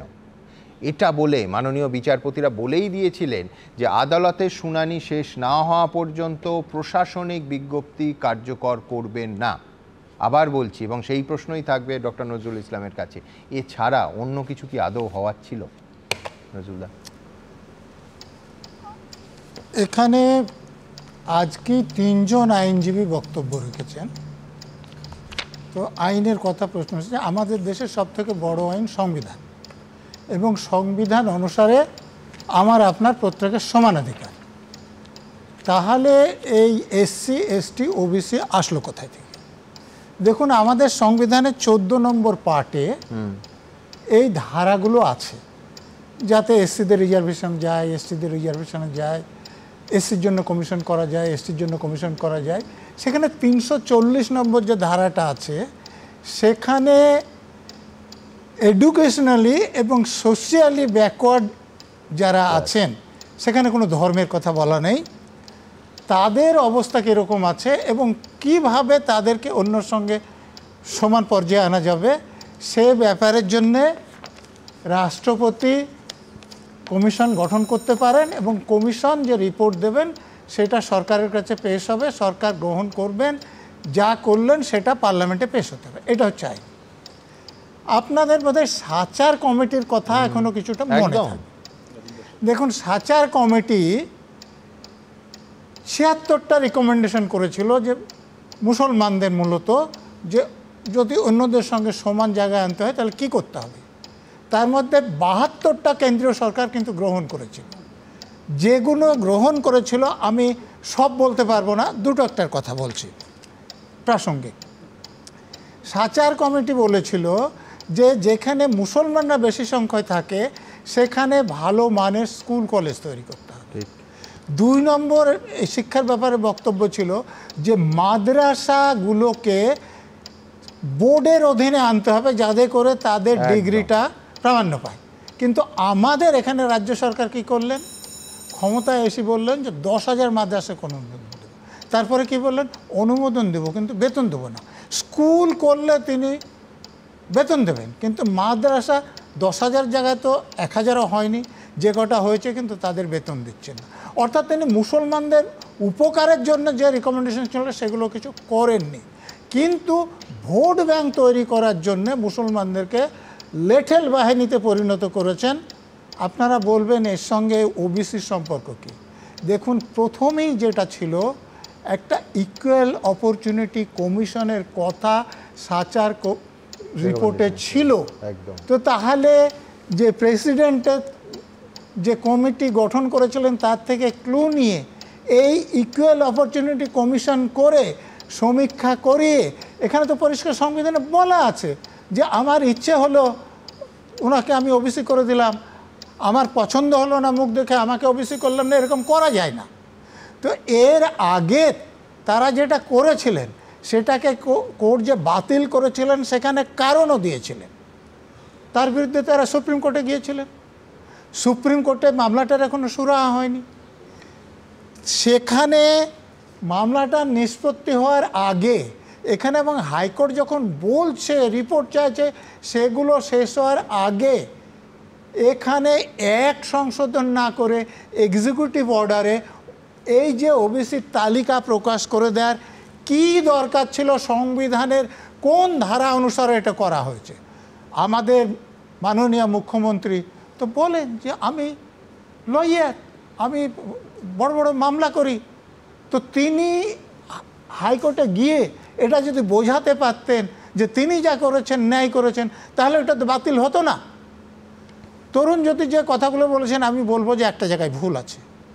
দেখুন, আমাদের দেশে কে শিডিউল কাস্ট হবে, কে শিডিউল ট্রাইবস হবে, এটা 1950 সালের রাষ্ট্রপতি অর্ডার অনুসারে। রাষ্ট্রপতি অর্ডার অনুসারে যে শিডিউল ট্রাইব আছে, তাতে একজন শিডিউল ট্রাইব যদি মুসলমান হয় বা খ্রিস্টান হয়, তার কিন্তু রিজার্ভেশন বাদ যায় না। মুসলমানদের মধ্যে খুব কম হলেও যখন বেদিয়া কমিউনিটি আছে, তারা কিন্তু শিডিউল ট্রাইবের সুযোগ পায়। কিন্তু শিডিউল কাস্ট অর্ডারে বলা আছে, প্রথমে যেটা বলা ছিল যে হিন্দু না হলে শিডিউল কাস্ট হবে না, তারপরে আইন সংশোধন করে বলা হয়েছে যে শিখ হলে হবে, বা আম্বেদকররা যখন বুদ্ধিস্ট হলেন যে বুদ্ধিস্ট হলে হবে শিডিউল কাস্ট, কিন্তু মুসলমান হলে বা খ্রিস্টান হলে হবে না। এই যে তরুণ জ্যোতি যে উদাহরণটা দিলেন যে কোনো শিডিউল কাস্ট যদি খ্রিস্টান হয়ে যায়, মুসলমানও হতে পারে, এটা একটা দেখার পদ্ধতি কনভার্সনে। কিন্তু অন্য দেখার পদ্ধতি যে ট্রাইব যে সুযোগটা পাচ্ছে, একজন শিডিউল কাস্ট যদি অন্য ধর্ম গ্রহণ করে তাহলে সে সুযোগটা পাবে না। অতএব দেখার ফার্স্ট থিং হচ্ছে নজরুলবাবু কি বললেন, শিডিউল কাস্ট বা শিডিউল ট্রাইব যদি কনভার্ট হয়ে যায়, he ceases to be a schedule caste বা শিডিউল ট্রাইব। একাধিক না, কয়েকশো জাজমেন্ট আছে এই পয়েন্টের উপর। শিডিউল কাস্টকে আসার কথা বলি, কনভার্ট যদি হয়ে যায় হবে, এখানে ওই কনভার্সনটাকে, আমার পয়েন্ট যেটা, কনভার্সনটাকে প্রমোট করার জন্যই এই হিন্দুরা কনভার্ট হয়ে গেলে ওবিসি হতে পারে। আমি বললাম না, হিন্দু জনসংখ্যা শূন্য করার একটা চাল মাত্র এই পার্টিকুলার ওবিসি সংরক্ষণটা এনে। আমি তো বারবার বলছি, সে যদি কনভার্ট হয় তাহলে তো রিজার্ভেশন পাবে। আমি বারবার বলছি যে এটা আর্থিকভাবে যারা পিছিয়ে পড়েছে, সেই প্রান্তিক মানুষ পর্যন্ত, এই কথার মাঝখানে কথা, এরা সব সময় একটা চেষ্টা করছে যে বাংলাতে যেটা ওরা কিছুতেই কিছু করতে পারছে না দেখে খালি হিন্দু আর মুসলমান 90% মুসলিম। মমতা বন্দ্যোপাধ্যায় বলেছে, যতবার এগুলো বলবেন ততবার মানুষ আপনাদের রিজেক্ট করবে, ততবার রিজেক্টেড হবে। চমৎকার শব্দ জুগিয়েছেন আমার বৈষ্ণবদা, রিজেক্ট। একেবারে আপনাদের মনে থাকবে সেদিনও দীর্ঘ প্রায় 3 ঘন্টার অনুষ্ঠান হয়েছিল 2024-এর 22শে মে। 2010 অনওয়ার্ড সমস্ত ওবিসি সার্টিফিকেট রিজেক্ট করেছিল কলকাতা হাইকোর্ট। স্পষ্ট ঘোষণা করেছিলেন কলকাতা হাইকোর্টের মাননীয় বিচারপতি যে অবৈধ 2010-এর পরে দেয়া সমস্ত ওবিসি সার্টিফিকেট। ওই দিনই মমতা বন্দ্যোপাধ্যায়ের প্রতিক্রিয়া কী ছিল দেখাবো আপনাদের। আমি কোর্টকে সম্মান করি, কিন্তু যে ব্যক্তি এই রায় দিয়েছে যে ওবিসি রিজার্ভেশন থেকে মুসলিমদের বাদ দিতে হবে, আমি তাদের রায় মানি না, আমি মানব না। ওবিসি রিজার্ভেশন চলবে, এর জন্য উচ্চতর কোর্টে যেতে হলে যাব। আমি বারবার বলেছি, কেন মুসলিমরা তপশিলীদের চাকরি কাটতে যাবে, তাদের রিজার্ভেশনে ভাগ বসাবে? ওদের এত খারাপ ভাবার কোনো কারণ নেই। ওই দিনই অর্থাৎ ওই 2024-এর 22শে মে কেন্দ্রীয় স্বরাষ্ট্রমন্ত্রী অমিত শাহ একেবারে সরাসরি সেই অ্যাপিজমেন্ট পলিটিক্স, ভোট ব্যাংকের রাজনীতি নিয়ে আক্রমণ করেন মমতা বন্দ্যোপাধ্যায়কে ওই ইস্যুতে। দেখুন, ममता बनर्जी पिछड़े वर्ग के रिजर्वेशन के ऊपर अपने वोट बैंक के लिए डाका डालकर वो रिजर्वेशन मुस्लिम जातियों को देना चाहते। আমার পরের বক্তা পার্থপ্রতিম বিশ্বাসের কাছে আসবো। পার্থদাকে মনে করিয়ে দেবো যে অনুষ্ঠানেও 2010 সালের উল্লেখ হলো। নিঃসন্দেহে এখনো পর্যন্ত 2010 সালের সেই তালিকা অনুযায়ী কোনো নিয়োগ, বারবার হাইকোর্টের বিচারপতিরা স্পষ্ট করে দিয়েছেন, আমি বিস্তারিত এই অনুষ্ঠানেই আসবো। তার কারণ তারা বলছেন কোনো নিয়োগ বা উচ্চ মাধ্যমিকের পর ভর্তি তাতে কোনো অসুবিধে নেই। আলটিমেটলি ওই 2010-এর যে তালিকা সেই অনুযায়ী আইন মেনে কোনো জটিলতা সৃষ্টি না করে ভর্তি, নিয়োগ সব কিছু সম্ভব। অর্থাৎ কেউ বিষ বাঁও জলে পড়েননি। পার্থবাবুর সময় শুরু এখন। হ্যাঁ, এক্স্যাক্টলি সুমন। 2010 সালটা এক অর্থে ল্যান্ডমার্ক, কারণ জমানা পরিবর্তন হয়েছে। অর্থাৎ এর আগের জমানায়, এখনকার সরকার যেটা তৃণমূল, তার আগে বাম জমানায় পর্যন্ত ওবিসির লিস্ট যা বলুন, এসএসসিতে শিক্ষক নিয়োগ যা বলুন, এখনো পর্যন্ত হচ্ছে যে ওই রকমভাবে আপনারা সেরকম বড় কোনো অসঙ্গতি সেটা হচ্ছে উল্লেখিত হয়নি। 2010 বললেন তরুণ একটা ভয়ঙ্কর আক্রমণ ইতিমধ্যেই করে দিয়েছে যে মরণকালে হরিনাম 2010। সেটা তো মরণকালে হরিনাম উনি বলবেন, কিন্তু হচ্ছে যে মুসলমান আমাদের রাজ্যে বামফ্রন্টের আমলে গরিব মুসলমান বলতে যা বোঝায়, ভূমি সংস্কার কর্মসূচিতে সবচেয়ে বেশি বড় বেনিফিশিয়ারি যদি ছিল সারা ভারতবর্ষে সেটা হচ্ছে আমাদের রাজ্যের মুসলমানরা।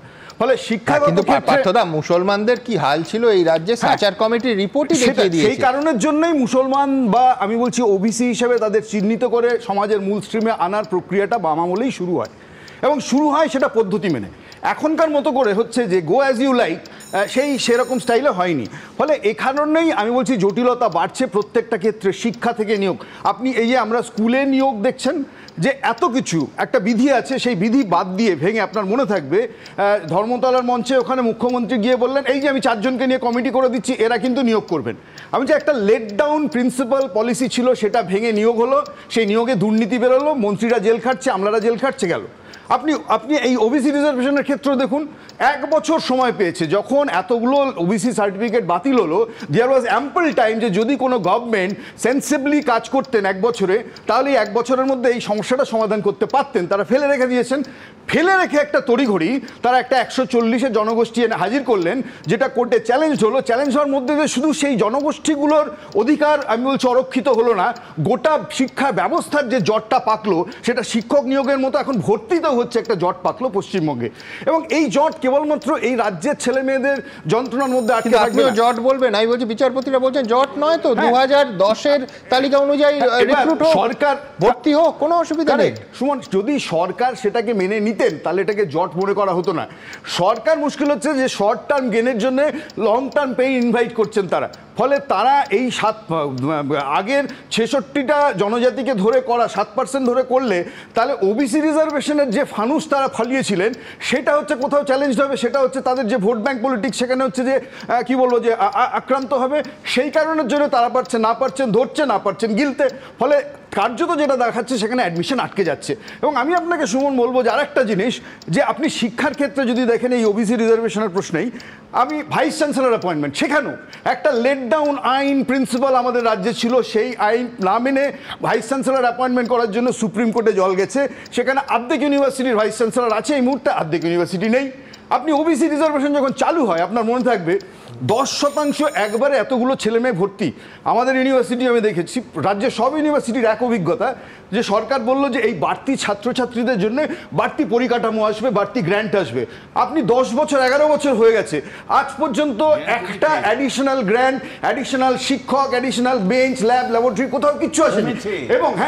এবং সেই কারণের জন্য আমি আপনাকে বলছি, অথচ বেড়ে চলেছে। এখন সত্যি যদি সব ছাত্র ক্লাসে আসা শুরু করে, আমি আপনাকে যাদবপুরে এইটুকু বলতে পারবো অন্তত 20% ছেলে মেয়ে ক্লাসের বাইরে দাঁড়িয়ে থাকতে হবে। ফলে এই অবস্থা হয়েছে। এবার ওবিসি রিজার্ভেশন সত্যি তারা আন্তরিকভাবে করতে চায় না ভোটের জন্য করতে চায়, দ্যাট ইজ এ কোয়েশ্চেন। আসলে শিক্ষার প্রসার মার্জিনাল মানুষের, সেটা এদের পাখির চোখ না, পাখির চোখটা ভোট। এবং ভোটের জন্য করতে গিয়েই তাড়াহুড়ো করছে এবং 50 রকম বিপদ তারা হচ্ছে একটার পর একটা ডেকে আনছে। কিন্তু আমি শুধু একটাই তরুণ জ্যোতিকে বলবো, কোনোভাবেই এই ওবিসিতে হিন্দু মুসলমানের যে গল্প, বা আপনি যেটা বলছেন যে বিচারক যে রায় দিয়েছেন হিন্দুদের পক্ষে, এটা টেনেবল নয়। এটা টেনেবল নয়। পুরোনোটা সেটা কোটেশন চেঞ্জ করে, কবি লাইন চেঞ্জ করে বলতে হচ্ছে যে তুমি মহারাজ সাধু হলে আজ তৃণমূল চোর বটে। কেন? ওনাদের সময় কিচ্ছু হয়নি, 2010 থেকে বাদ হয়েছে। 2010 থেকে 10-এর কাজ সবাই দ্বারা শেষ করেনি, কাজ ছিল। আর চাকরি চুরি নিয়ে কথা হচ্ছে, কি বল তখন মিডিয়া অনেক উইক ছিল। মনে করি 2 মার্চ 2012, 2 মার্চ 2012 2200 চাকরি ক্যান্সেল করলো জাস্টিস ট্যান্ডনের বেঞ্চ। কেন? পার্টি ওয়ার্কারদের চাকরি দেওয়া হলো, যোগ্য চাকরি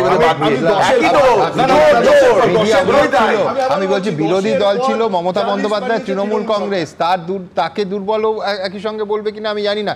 আমার পরের বক্তা দেবনারায়ণ সরকার, কিন্তু দেবনারায়ণদার কাছে যাওয়ার আগে ঘটনাচক্রে আজকে ঠিক যখন কলকাতা হাইকোর্ট এই অন্তর্বর্তী স্থগিতাদেশ দিলেন, তখন স্নাতক স্তরে ভর্তির কেন্দ্রীয় পোর্টাল ঘটনাচক্রে সেই দিনই খুলল।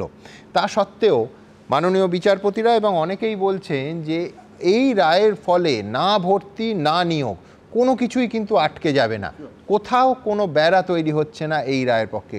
কেন বলছেন, তাদের কি যুক্তি, পাল্টা যুক্তি কি আছে? পাশাপাশি পোর্টাল খুলল কিন্তু জট পুরোপুরি খুলল না। উচ্চ মাধ্যমিকের ফল প্রকাশের 40 দিন পর যেদিন পোর্টালের উদ্বোধন করলেন শিক্ষামন্ত্রী, সেদিনই ওবিসি মামলায় কলকাতা হাইকোর্টে বড় ধাক্কা খেল রাজ্য সরকার। 140টি জনগোষ্ঠীকে নিয়ে রাজ্য সরকারের নতুন বিজ্ঞপ্তিতে অন্তর্বর্তী স্থগিতাদেশ দিল আদালত। এক অনিশ্চয়তা কাটতে না কাটতেই কলেজ বিশ্ববিদ্যালয়ে ভর্তি নিয়ে তৈরি হলো নতুন অনিশ্চয়তা। মঙ্গলবার দুপুরে বিকাশ ভবনে কলেজ বিশ্ববিদ্যালয়ে স্নাতক স্তরে ভর্তির সেন্ট্রালাইজড অ্যাডমিশন পোর্টালের উদ্বোধন করেন শিক্ষামন্ত্রী। সংরক্ষণ নিয়ে একটা জটিলতা ছিল, সেটা যে মুহূর্তে এই প্রধান সচিব যা বললেন যে বিসিডব্লিউ ডিপার্টমেন্ট থেকে যে মুহূর্তে এটা নির্দেশিকা এসছে, গেজেট নোটিফিকেশন হয়েছে, তার 7 দিনের মধ্যে আমরা করছি। কবে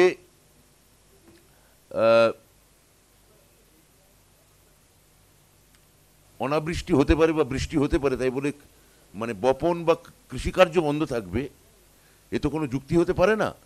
আমাদের কাজ আমরা এগিয়ে নিয়ে যাব, তারপর সেই অনুযায়ী নির্দেশ এলে তখন দেখা যাবে।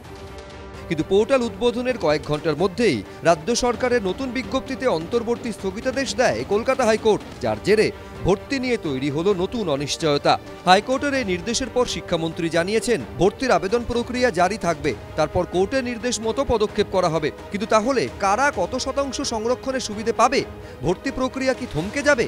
এইসব প্রশ্নে সরকারকে নিশানা করেছে বিরোধীরা। বাচ্চা বাচ্চা ছেলেমেয়েরা, যুবক যুবতী কোথায় ক্যারিয়ার নিয়ে তারা এগোবেন, কিন্তু আজকে এই পুরো বিষয়টা ওবিসি ক্যাটাগরিতে তারা পুরোপুরি তাদের ক্যারিয়ার জীবন শেষ হয়ে যাচ্ছে। নিজেই এক নাটক মন্ত্রী বলতে পারি, এই শিক্ষকদের সঙ্গে নাটক করতে করতে শিক্ষকদের আন্দোলনে তাকে পালিয়ে যেতে হয়। দিদি তাকে বলে দিয়েছে তুমি আপাতত এটা বলে দাও, পরেরটা পরে আমি সামলে নেব, লাত জুতো গালি যা খাবার খাও, পরেরটা আমি সামলে নেব বলে দিয়েছে। ও ভালো করে জানে শিক্ষামন্ত্রী যখন, সে তো শিক্ষিত আফটার অল, সে অশিক্ষিত আমি এটা মনে করি না। দিদি তাকে অশিক্ষক করে রেখেছে, সব বুঝেও তিনি প্রতিদিন পাপ করে চলেছেন। 30 এপ্রিল ফল বেরিয়েছে আইএসসির, 7ই মে প্রকাশিত হয়েছে উচ্চ মাধ্যমিকের ফল, সিবিএসইর দ্বাদশ শ্রেণীর ফল প্রকাশিত হয়েছে 13ই মে। তারপরেও এতদিনে ভর্তির পোর্টাল চালু করা হয়নি। প্রকাশিত হয়েছে জয়েন্ট এন্ট্রান্স মেইন ও অ্যাডভান্সডের ফল, কিন্তু এখনও প্রকাশিত হয়নি রাজ্য জয়েন্টের রেজাল্ট। বুধবার সকাল 10টা থেকে পোর্টাল খোলার কথা, যেখানে আবেদন করা যাবে 17টি বিশ্ববিদ্যালয়ের অধীনে থাকা 460টি কলেজে। কৃষ্ণেন্দু অধিকারী, উজ্জ্বল মুখোপাধ্যায়, বিজেন্দ্র সিংহ, এবিপি আনন্দ, কলকাতা। দেখুন, দিনের পর দিন একাধিক শুনানিতে আদালত স্পষ্ট করে দিয়েছে যে উচ্চ মাধ্যমিকের পর ভর্তি বলুন বা নিয়োগ বলুন, কোথাও কোনো কিছু আটকে যেতে পারে না, কেউ বিষবাও জলে পড়ে নেই। আগেও বলেছি, এখনও বলছি, আদালত স্পষ্ট বলছে যে 2010 সালের তালিকায় যে 66টা জনগোষ্ঠীকে রাখা হয়েছিল তার ভিত্তিতে বিনা বাধায় অনায়াসে নিয়োগ বা ভর্তি প্রক্রিয়া চালানো যায়। কেন তা চালানো হচ্ছে না? কোর্ট বলছে কেউ কিছু কোথাও আটকানোর কথাই নয়, শুধু আইন মেনে 2010-এর তালিকাটা মানতে হবে, ব্যাস এইটুকুই। আমার পরের বক্তা দেবনারায়ণ সরকার। রবীন্দ্রনাথ নৈবেদ্যে তো বলেছিল, জাতিপ্রেম নাম ধরি প্রচণ্ড অন্যায়, ধর্মের ভাষাতে চাহে বলের বন্যায়। প্রশ্নটা কেন বলছি, একটু আগে তরুণজ্যোতি বলল কলকাতা হাইকোর্টকে আমি প্রণাম জানাই হিন্দুদের স্বার্থ রক্ষার জন্য। একই ধরনের কথা শুভেন্দু অধিকারী বহুবার বলছে, মুসলমানদের দেয়া হলো কেন? আপনাকে একটা কথা বলছি, 2010-এ যেটা আমি বলছি 2010-এ যেটা করা হয়েছিল তাতে 64-র মধ্যে মাত্র 11টি মুসলিম সম্প্রদায়, মাত্র 11টি, মাত্র 20% মুসলিম সম্প্রদায় অন্তর্ভুক্ত হয়েছিল। 64টার মধ্যে মাত্র 11টি মুসলিম সম্প্রদায়। কিন্তু আমি কেন আমি একমত, আপনি বলছেন হাইকোর্ট তো দিতে বারণ করেনি, বলেছেন শুধু একটা proper on population proper survey. মনের ইচ্ছে মনের মাধুরী মিশিয়ে করা যায় নাকি? একটা কথা বলি, মুসলমান বিধানসভায় আইন পাস করে করুন না, কে আটকেছে তৃণমূলকে? নজরুলবাবু বলতে গিয়ে সাচার কমিটি রিপোর্ট, পরে 2006, রঙ্গনাথ মিশ্র কমিশন 2007, এরা বলেছিল আর্থসামাজিকভাবে এবং শিক্ষাগতভাবে চিকিৎসাগতভাবে সব থেকে ট্রাইবের থেকেও বেশি মুসলমানরা সারা ভারতে। এমনকি পশ্চিমবঙ্গে দেখিয়েছিল কিভাবে তারা ডেটা দিয়েই সাচার কমিশন দেখিয়েছিল। এরপরে আমি একটা কথা বলছি, 2016 সালে প্রসিদ্ধি ট্রাস্টের একটা সার্ভে হয়েছিল 14ই ফেব্রুয়ারিতে, তাতে স্ন্যাপ মানে social network for assistance two people, তাতে দেখা গিয়েছিল প্রায় 1 লক্ষ পরিবার, মুসলমান পরিবারকে সার্ভে করেছিল এবং লোক সংখ্যা ছিল প্রায় 5 লক্ষ। এই দিয়ে এবং সারা পশ্চিমবঙ্গে 325টে ভিলেজ ইত্যাদি, তাতে দেখা গিয়েছিল, আমি কেন বলছি, 80% মুসলমান, 80% মুসলমানদের প্রতি পরিবারের আয় 5,000 টাকা বা তার কম, মাত্র 3.8% মুসলমানের পরিবারের আয় 15,000 টাকা বা তার বেশি।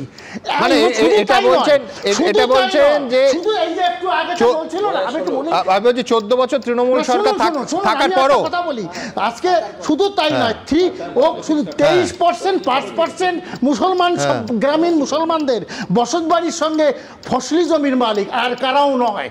এত ডিপ্রেস এবং বিশেষ করে শিক্ষাগতভাবে 52% যাদের আছে তারা শিক্ষাগত সুবিধাগুলো পায় না।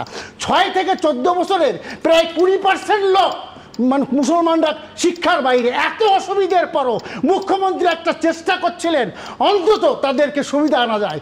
সব থেকে বেশি ডিপ্রেস, সাপ্রেস, অপ্রেস এই মুসলমানরা, তার জন্যই চেষ্টা করছেন। ছোট্ট দুটো প্রশ্ন আছে। এক হচ্ছে যে তৃণমূল সরকারের 14 বছরের পর মুসলমানদের অবস্থা কতটা উন্নতি হয়েছে, এক।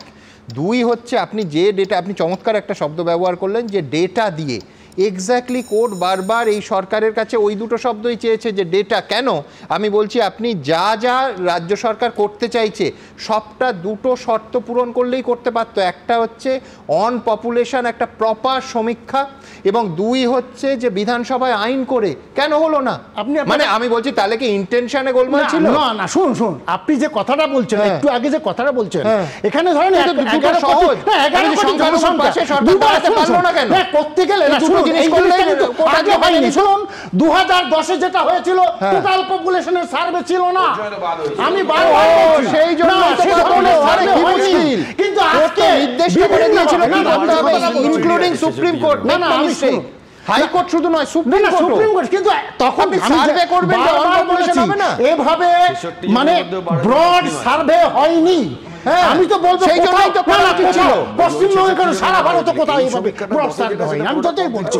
সুতরাং পশ্চিমবঙ্গকে না এরা চেষ্টা করছে। আমি একটা কথা বলি, না একটা কথা বলে না, মানে না আপনি যেটাই বলুন না, এটা তো হবে না, এটা তো হাইকোর্ট নির্দিষ্ট করে দিয়েছে। আমি আবার আমার বক্তব্য রিপিট করছি, সেটা হচ্ছে যে এক হচ্ছে যে অন পপুলেশন একটা প্রপার সমীক্ষা কোর্ট চেয়েছিল এবং বিধানসভায় আইন করে কেন হলো না, কেন একটা প্রশাসনিক বিজ্ঞপ্তির মাধ্যমে হলো, এই প্রশ্ন উঠেছে। অর্থাৎ যে যথার্থ তথ্য দিচ্ছিলেন দেবনারায়ণ দাস, সেইটা যদি এই দুটো শর্ত মেনে রাজ্য সরকার দিত দেবনারায়ণ দার কথায় ডেটা দিয়ে, তাহলেই তো আর কোনো বিতর্কের জায়গা ছিল না। সবাইকে অপরাধী করে তোলে, কাওয়ার্ড দ্যাট মেক কাওয়ার্ড। এটা কার কোটেশন? এবার শেক্সপিয়ারের কথা বলছি, আজকে আমাদের সবাইকে অপরাধী করে আপনি বাদ দিচ্ছেন। বিবেক না কাওয়ার্ডস মানে conscience that make cowards of us all.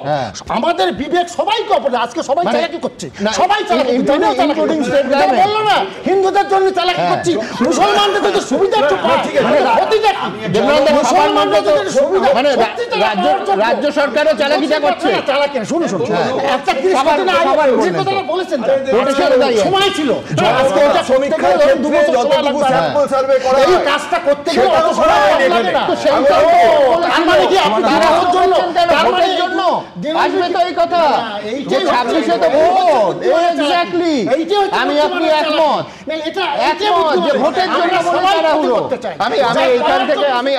আমি এইখান থেকে দেবনারায়ণ দার তথ্যগুলো নিয়ে আমি একেবারে কমিশনের কথায় আসবো, national commission for backward classes, তারা কি বলেছেন, এবং তারপর আমার পরবর্তী বক্তাদের কাছে আসবো। দ্রুত একবার তারা একাধিক চিঠি দিয়েছেন রাজ্য সরকারকে, কি প্রশ্ন তুলছেন তারা দেখুন। ওবিসি মামলায় কলকাতা হাইকোর্টে ফের বড়সড় ধাক্কা খেল রাজ্য সরকার। রাজ্যের জারি করা নতুন বিজ্ঞপ্তির ওপর অন্তর্বর্তী স্থগিতাদেশ জারি করে বিচারপতি তপব্রত চক্রবর্তী ও বিচারপতি রাজাশেখর মান্থার ডিভিশন বেঞ্চ স্পষ্ট জানালো আইন মেনে বিজ্ঞপ্তি জারি করা হয়নি। অবশ্য শুধু কলকাতা হাইকোর্ট নয়, রাজ্য সরকারের বিজ্ঞপ্তি নিয়ে প্রশ্ন তুলেছে জাতীয় অনগ্রসর কমিশনও। কলকাতা হাইকোর্ট এবং সুপ্রিম কোর্টে যখন এই সংক্রান্ত মামলা চলছে তখনই এই নিয়ে জল গড়ায় দিল্লি অবধি।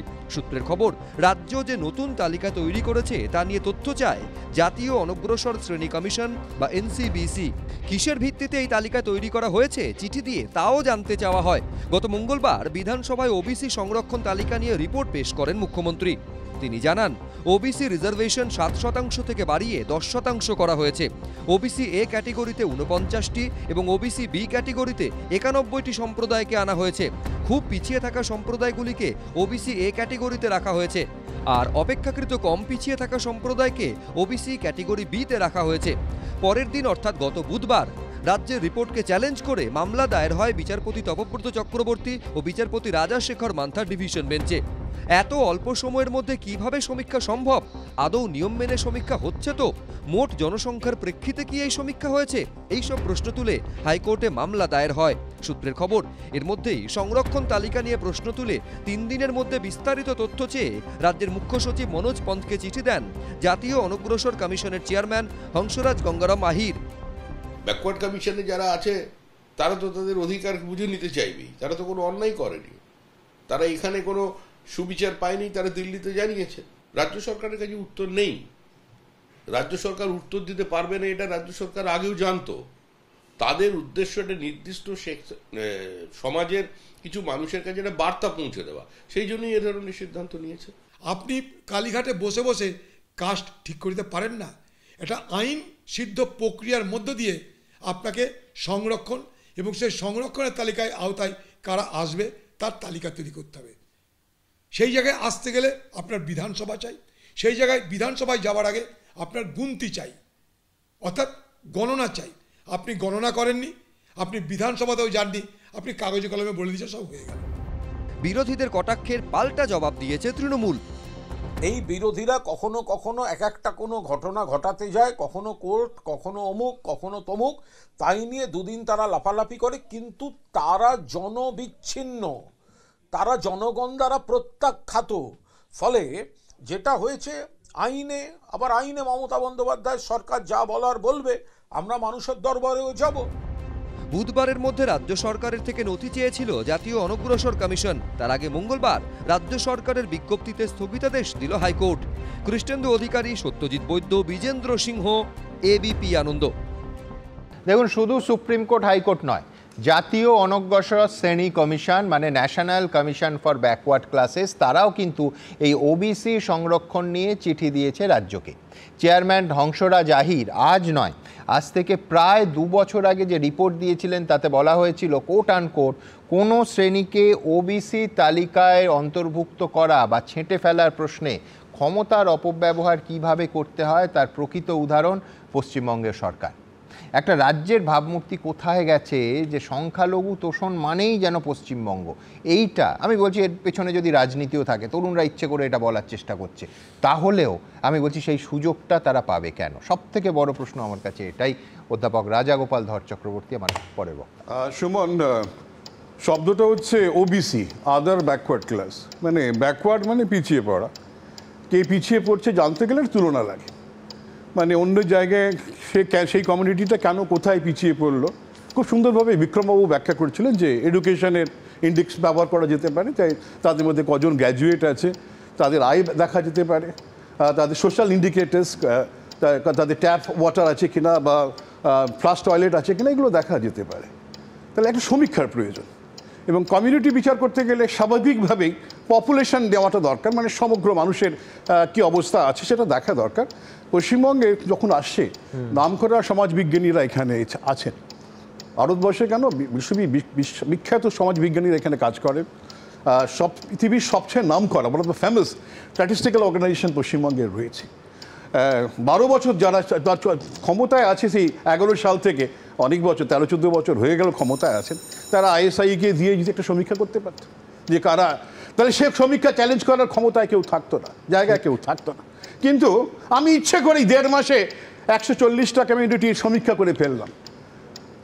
কোনো সমাজবিজ্ঞানী বলতে পারবে না যে এইটা সম্ভব কিনা। এগুলো একেবারেই সম্ভব না। আপনি স্যাম্পেল ব্যবহার করলেন, কনভিনিয়েন্ট স্যাম্পেল যেটাকে আমরা বলি, যেটা সুবিধে সেটা ব্যবহার করে যা খুশি করলেন, যে রেজাল্টটা এলেন আর কি ত্রুটি কোথায় আছে কেউ দেখলো না। আপনি নোটিফিকেশান বার করে দিলেন, বিধানসভায় আলোচনাও হলো না। ব্যাপারটা বোঝা যাচ্ছে যে সমীক্ষা যেগুলো করা হয়, একটা সায়েন্টিফিক এনকোয়ারি যখন হচ্ছে, সেইগুলো সায়েন্টিস্টদের মধ্যে একটা বিতর্ক হয়, সে তার মধ্যে থেকেই ফাইনাল কনক্লুশন আসা। সেখানে তো আপনি গেলেন না, আপনি একেবারে নোটিফিকেশান জারি করলেন। কেন জারি করলেন? আপনি জানেন এটা চ্যালেঞ্জ হবে। বিক্রম ব্যানার্জির মতন উকিলরা আছেন, তরুণ জ্যোতির মতন উকিলরা আছে, চ্যালেঞ্জ হবে আপনি জানতেন। তাহলে কার লাভ করতে গেলেন? Private universities, private college. কেননা এই যে পোর্টালগুলো বন্ধ হয়ে গেল, এই যে সরকারি কলেজে ভর্তি হতে পারছে না, বাবা মা নাকি ছেলে মেয়েদের ফেলে রেখে দেবে, তারা নিশ্চয়ই প্রাইভেট ইউনিভার্সিটি, প্রাইভেট কলেজগুলোতে অনেক টাকা দিয়ে সেখানে পাঠাবে।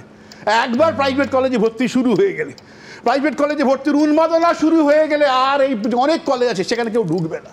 সুতরাং এটা একটা চক্রান্ত প্রাইভেট ইনস্টিটিউশনগুলো। তাহলে ভাবুন গরিব মেধাবী ছাত্রছাত্রীদের কি অবস্থা? তার কোনো প্রয়োজন, সব গরিবের কথা ছেড়ে দিন। কি করে কোথা থেকে টাকা লোটা যায়, কি করে কাকে প্রমোট করে টাকা পাওয়া যায়, এটাই হচ্ছে এইখানে এখনকার সরকারের উদ্দেশ্য। আপনি যদি গরিবের কথা ভাবতেন, আপনি খালি তাহলে এত মেধাবী ছাত্র আছে, খালি ওবিসির জন্য আপনি ফেলে রাখতে পারতেন না অ্যাডমিশন। দিনের পর দিন অ্যাডমিশন ফেলে রাখা হয়েছে। লক্ষ্য হচ্ছে যে ওবিসির নাম দিয়ে আপনি প্রমোট করবেন এমন ইনস্টিটিউশনস যেটা হয়তো আপনাকে পয়সা দেবে। সুতরাং এটা আরেক ধরনের স্ক্যাম হতে যাচ্ছে। তো আমরা আশা করেছিলাম যে সরকার বলেছিল বদলা নয় বদল চাই। আমরা ভেবেছিলাম সত্যিকারের একটা পরিবর্তন হবে, সত্যিকারের সমীক্ষা হবে, নিজের খেয়াল মুশি যাকে খুশি আমি ওবিসি বলবো না, আমি প্রমাণ করে বলবো হ্যাঁ সত্যি ওবিসি, সত্যি গরিব, এখানে কোনো ধর্মের ব্যাপার নেই, সত্যি গরিব পিছিয়ে পড়া, তাকে দিতেই হবে চাকরি, তাকে সংরক্ষণ দিতেই হবে। এইটা যদি করতে পারতেন কেউ আপনাকে প্রতিবাদ করতো না, সমালোচনা করতো না। আপনি ইচ্ছে করেই করলেন। উদ্দেশ্য হচ্ছে ভোট ব্যাংক, যাদের নামগুলো রাখলেন যে বেশি 66টা কমিউনিটি, তাদের ভোট আপনি পাবেন, আর প্রাইভেট সেক্টরের প্রাইভেট ইউনিভার্সিটির পয়সা আপনি পাবেন। ধন্যবাদ আপনাকে। দেখুন, আমি বলছি দেবনারায়ণ দা খানিকক্ষণ আগে খুব চমৎকার, আবার বলছি দুটো শব্দ পাশাপাশি ব্যবহার করেছেন, ডেটা দিয়ে। আমার প্রশ্ন খুব বেসিক, সেটা হচ্ছে রাজ্য সরকার আদৌ কি হাইকোর্টের নির্দেশ পালন করেছিল? আচ্ছা, হাইকোর্ট কি বলেছিল যে নতুন সমীক্ষা করে তাতে কি উঠে এলো তা হাইকোর্টে আগে জানাতে। তার বদলে সব শেষ করে বিজ্ঞপ্তি জারি করার পর রিপোর্ট দেয়া হলো কেন? আমি বলছি এছাড়াও রাজ্যের মোট জনসংখ্যার ভিত্তিতে সমীক্ষা করতে বলা হয়েছিল, সেটা হয়েছে কি না সেটাই হাইকোর্টের কাছে স্পষ্ট নয়। তৃতীয়ত দেখুন, মাননীয় বিচারপতিরা প্রশ্ন তুলেছেন যে ওবিসি লিস্ট থেকে যেসব জনগোষ্ঠীকে বাদ দেওয়া হয়েছে তারা কেউ রাস্তায় নেবে আন্দোলন করেনি, তারপরও তাদের কিসের ভিত্তিতে এই নতুন তালিকায় যুক্ত করা হয়েছে? এবং চতুর্থত, একেবারে শুরুতে বিক্রম যে শব্দটা ব্যবহার করলো, তাড়াহুড়ো। বিচারপতিরা বলেছেন যে রাজ্য বলছে তারা সুপ্রিম কোর্টের রায়ের অপেক্ষা করছে। মাননীয় বিচারপতিরা বলেছেন ঠিক আছে, তাহলে সুপ্রিম কোর্টের রায় অবধি কোনো পদক্ষেপ গ্রহণ করবেন না। রাজ্য কিন্তু সেটা করলো না। আর এইখানেই বিস্ময়, কেন এই অস্বাভাবিক তাড়াহুড়ো রাজ্যের? আমি দেখব অধ্যাপক বিশ্বনাথ চক্রবর্তীর কাছে অন্তত এই প্রশ্নের উত্তর আছে কিনা, কেন এই তাড়াহুড়ো? সুমনদা, দেখুন, ভোট বড় বালাই, ফলে 26-এর নির্বাচনের আগে তৃণমূল কংগ্রেস তার যে ভোটের কনস্টিটুয়েন্সি সংখ্যালঘু মুসলিম ভোট ব্যাংক, যেটা মমতা বন্দ্যোপাধ্যায় আপনি দেখলেন 24-এর একদম জনসভায় দাঁড়িয়ে বলল মুসলমানদেরকে বাদ দেওয়া হয়েছে, এটা আমি মানছি না, বিচার মানছি না, সরাসরি মুখ্যমন্ত্রী বলেছেন জনসভার থেকে। তার মানে কতটা মরিয়ার মুখ্যমন্ত্রী মমতা বন্দ্যোপাধ্যায়, যে কোনো মূল্যে মুসলিমদের সংরক্ষণ দিতে হবে, বাড়াতে হবে, রক্ষা করতে হবে, তাতে যদি প্রসিডিওর মেনটেন না হয় হবে না। এবং উনি ভালো করে জানেন। আচ্ছা, আপনি আমায় বলুন, সারা পশ্চিমবাংলায় যারা ন্যূনতম জ্ঞান আছে ওবিসি নিয়ে, তারা জানতো এই ধরনেরই একটা রায় আসবে। কারণ 1.5 মাসের মধ্যে সমগ্র পপুলেশনের কনটেক্সটে 140টা জনগোষ্ঠী আপনি আইডেন্টিফাই করতে পারবেন না। আপনার কাছে সেই তথ্য নেই। সেই মানে 1-1.5 মাসের মধ্যে আমরাও সমীক্ষার কাজ করি। আপনি ইকোনমিক স্ট্যাটিস্টিক্যাল ব্যুরোর মাধ্যমে যে কাজটা করেছেন তার পূর্ণাঙ্গ রিপোর্ট আদালতে পেশ করতে পারবেন না। আবার 49টাকে দাঁড় করিয়ে রেখেছেন, যেগুলো বেশিরভাগই সংখ্যালঘু বলে খবর। তাহলে দিনের শেষে আপনি শুধু সংখ্যালঘুদের ভোটটা নিশ্চিত করবার জন্য আদালতকে অপমাননা করেছেন, আদালতের সাথে বিশ্বাস ভঙ্গ করেছেন। কারণ আদালত বলেছিল একটা প্রপার সমীক্ষা করে আপনি রিপোর্টটা আদালতে জমা দিন, আপনি সেটা করেননি। আপনি সেই কাজটা না করে কি করেছেন, বিধানসভার বা আইনসভার মধ্যে আপনি একটা ঘোষণা করে দিলেন আর নোটিফিকেশন করে দিলেন, নিজের মতন করে অ্যাডমিনিস্ট্রেটিভ অর্ডার একটা বের করে দিলেন। আপনি আদালতকে অবমাননা করেছেন, আদালতের নির্দেশকে অগ্রাহ্য করেছেন। এখন দেখুন, দিনের শেষে এইগুলো মানুষ মানে এইভাবে দেখবে না। তৃণমূল কংগ্রেস এটাকে নিয়ে যাওয়ার চেষ্টা করবে, কয়েকদিনের মধ্যে নির্বাচনী প্রচার, সংখ্যালঘু মুসলিমদেরকে বলবে দেখো তোমাদের জন্য আমি সংরক্ষণ করতে চেয়েছিলাম, এই বিজেপি এই মানে সিপিএম এর আইনজ্ঞরা তারা আটকে দিয়েছে, মিডিয়ার এক অংশ যুক্ত আছে। ফলে মুসলমানদেরকে বিভ্রান্ত করার অনেক সুযোগ কিন্তু সুমন আমি বলছি আছে। এবং একই সাথে আপনাকে বলছি এইটার মধ্যে কিন্তু তৃণমূল কংগ্রেসের লাভ আছে, পরিষ্কার করে আজকের রায়ের পরে তৃণমূল কংগ্রেসের লাভ আছে। কেন? এইটাকে সামনে রেখে, যদিও আমি সমস্ত অভিভাবক ছাত্রছাত্রী সবাইকে অনুরোধ করব যে ওবিসি সংরক্ষণের প্রশ্নে কিন্তু নিয়োগে কোনো বাধা অতীতেও ছিল না, আজও নেই, আগামী দিনেও থাকবে না। কারণ কোর্ট পরিষ্কার করে বলে দিয়েছে যে 2010 সালের ওবিসির যে পলিসি সেইটাকে মেনটেন করে আপনি যে কোনো ভর্তি নিয়োগ করতে পারেন, ভর্তি করতে পারেন। কোনো নেতা যদি এসে বলে যে ওবিসির জন্য নিয়োগ করা যাচ্ছে না বা ভর্তি করা যাচ্ছে না, আপনি সেই নেতার মুখের উপর বলে দিবেন যে আপনি মিথ্যে কথা বলছেন, ওবিসির কোনো বাধা নয় নিয়োগের জন্য, কোনো অ্যাডমিশনে কোনো বাধা নয় বা কোনো চাকরির ক্ষেত্রে বাধা নয়। কিন্তু এইটাকে সামনে রেখে যেটা হচ্ছে, চাকরি কিন্তু কোনো মানে আপনি পাবলিক সার্ভিস কমিশন থেকে শুরু করে কলেজ সার্ভিস কমিশন সর্বত্র নিয়োগ বন্ধ। আর জনসভায় দাঁড়িয়ে মুখ্যমন্ত্রী বলছেন যে এই আদালতে বিচার চলছে, সুতরাং আমরা নিয়োগ করতে পারছি না।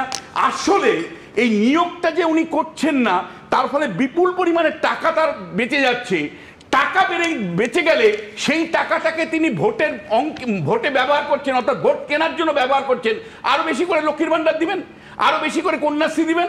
ফলে আমি নিয়োগ করব না ওবিসি কে সামনে রেখে, আর ওবিসি মানে রিজার্ভেশনের জুজু দেখিয়ে নিয়োগ পুরোপুরি বন্ধ লাস্ট 2 বছর ধরে। দ্বিতীয় যে জায়গাটা সুমনদা, আমি আপনাকে দায়িত্ব নিয়ে বলছি, 7ই মে উচ্চ মাধ্যমিকের রেজাল্ট দিয়েছে, আজকে 1.5 মাস হতে চললো। আজকে রায় দিবে ওই রকম অবস্থাতে মানে শিক্ষা দপ্তর থেকে যে পোর্টাল খোলার কথা বলা হলো, এতদিন কেন আপনারা অপেক্ষা করলেন? এই 1.5 মাস ধরে প্রাইভেট প্রতিষ্ঠানগুলোতে শয়ে শয়ে ছেলে চলে গেছে, গার্জিয়ানরা অনিশ্চিত অবস্থায় ছিল, কোথায় আমার ছেলে মেয়েকে ভর্তি করাবো। এক একটা প্রাইভেট প্রতিষ্ঠানের স্রোতের মতন চলে গেছে। যে প্রাইভেট প্রতিষ্ঠানগুলোর সাথে রাজ্যের শাসক দলের সরাসরি সম্পর্ক আছে, তারা মুখ্যমন্ত্রীর পাশে বসে থাকেন। ফলে এই প্রাইভেট প্রতিষ্ঠানগুলো দিনের পর দিন তারা ভর্তি প্রক্রিয়া চালিয়েছে, যখন আমরা যারা প্রতিষ্ঠানিক বিশ্ববিদ্যালয়ে আছি আমাদের পোর্টাল খোলেনি। আজকে ঘোষণা করা হচ্ছে 1.5 মাস পরে। কেন এতদিন অপেক্ষা করেছিলেন? আপনাদের তো কোনো দায়বদ্ধতা ছিল না। এবং নিয়োগ এবং ভর্তি এই দুটোই হচ্ছে অ্যালিবাই, এটা কোনো কোথাও আইনত বন্ধ রাখার কোনো কারণই নেই। বিশ্বনাথ চক্রবর্তী বলছেন মানে অ্যাবসলিউটলি বেসরকারি স্বার্থে হয়েছে। মানে এটা ওনার এই ন্যারেটিভটা আজকে থেকে আবার আরম্ভ করলেন। ওনারা কয়েকজন মানুষ আছেন, এনারা সমস্ত সাবজেক্টে একটা নিজের করে একটা মতামত দেন যাতে সরকারের বিরুদ্ধে। আমি আপনাকে বলছি, হ্যাঁ হয়তো দুজনেই মিলে বললেন, আমি দেখলাম তো, শুনলাম। কিন্তু আমি আপনাকে বলছি, আজকে সরকার ঘোষণা করেছে যে পরীক্ষার ভর্তির প্রক্রিয়া শুরু হচ্ছে। ভর্তির প্রক্রিয়া শুরু হওয়ার কথা ঘোষণা করেছেন ওনারা। প্রতিটা দিন আমি দেখি সন্ধ্যেবেলা করে এখানে আসেন। আজকে ওনাদের কথা বাদ দিন, সরকার 1 সপ্তাহ আগে পোর্টালটা খুললো না কেন? আজকে কেন খুললো? আর সরকার কবে থেকে উচ্চ মাধ্যমিক পরীক্ষার্থীরা ঘুরে বেড়াচ্ছে ভর্তি হতে? সরকার, তার শিক্ষা দপ্তর, তার শিক্ষামন্ত্রী, তিনি এখানে আজকে পরিষ্কার করে যে এক ব্যাপারটাকে খোলসা করে বলে দিয়েছে। কোনো পরিষ্কার করে নেই কেন 1 সপ্তাহ আগে হলো না আজকে হলো না? আপনার কাছে তো, আপনি পার্টির মুখপাত্র, তো কারণটা তো থাকবে। আমি তো বলছি যে আজকে শিক্ষামন্ত্রী যেটা বলেছেন সেটাই আমার বক্তব্য। শিক্ষামন্ত্রী তো বলেছেন যে কি কারণে আজকে আমাদের আজকে পোর্টালটাকে ওপেন করতে হয়েছে। আমি বলেছি প্রয়োজনে বলতে হবে। শিক্ষামন্ত্রীকে আপনার কাছে যাবো, শিক্ষামন্ত্রীকে জিজ্ঞেস করা হয়েছিল যে আজকে রায়ের প্রেক্ষিতে এই যে পোর্টাল খুলে গেল, তো উনি বলেছেন যে অনাবৃষ্টি অতিবৃষ্টি প্রিপারেশন সেই কথা বলছেন। আমার বক্তব্য, কেন আজকে 17 তারিখ অবধি অপেক্ষা করা হলো, আমার বক্তব্য নয়, সমস্ত অভিভাবক এবং ছাত্রছাত্রীর বক্তব্য এটাই। আমি বৈশাখনারও উচ্চ মাধ্যমিক পাস করেছি, আপনিও করেছেন, আমিও করেছি। উচ্চ মাধ্যমিকের পরে কয়দিন পরে ফর্ম ফিল আপ হয়েছে, কতদিনের মধ্যে আপনি ভর্তি হয়েছেন? আমার প্রশ্ন হচ্ছে যে যেভাবে প্রাইমারি এডুকেশনকে যেভাবে প্রাইভেটাইজ করা হয়েছে, পুরোপুরি আজকে আপনার আমার বাড়ি এইটা হলো সম্পূর্ণভাবে আপনি এতক্ষণ বক্তৃতা দিয়ে এটা বললেন, সেটাকে আপনি আরেকবার বলছেন। আপনার কথা কোনো ভ্যালু নেই। আপনি যারা সমীক্ষা করেছেন সব ভুল এসেছে, পুরো শিক্ষা সমীক্ষা করেছেন আপনি ভুল এসেছে। প্রাইমারি এডুকেশন যেভাবে উঠিয়ে দিয়েছো, ঠিক একইভাবে উচ্চ শিক্ষা দিতে দিয়েছো তোমরা। ওবিসি কি ছিল, কি অসুবিধা ছিল? আপনার প্রেডিকশন কোনদিন বলে দিয়েছিল? আপনার কথা কোনো ভ্যালু নেই। কোন বলে দিয়েছিল? আপনার প্রেডিকশন একদিনও নেই। আমরা পরের ইস্যুতে যাব। কলকাতার একটি বাজারে আগুন, আপনারা কি বলছেন? আপনারা জানেন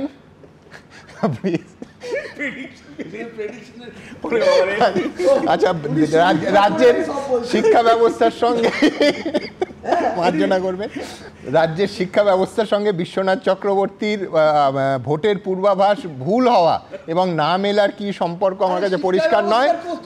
শিক্ষামন্ত্রী দিয়েছে, বললেন যে প্রাইভেটাইজেশন হচ্ছে নাকি,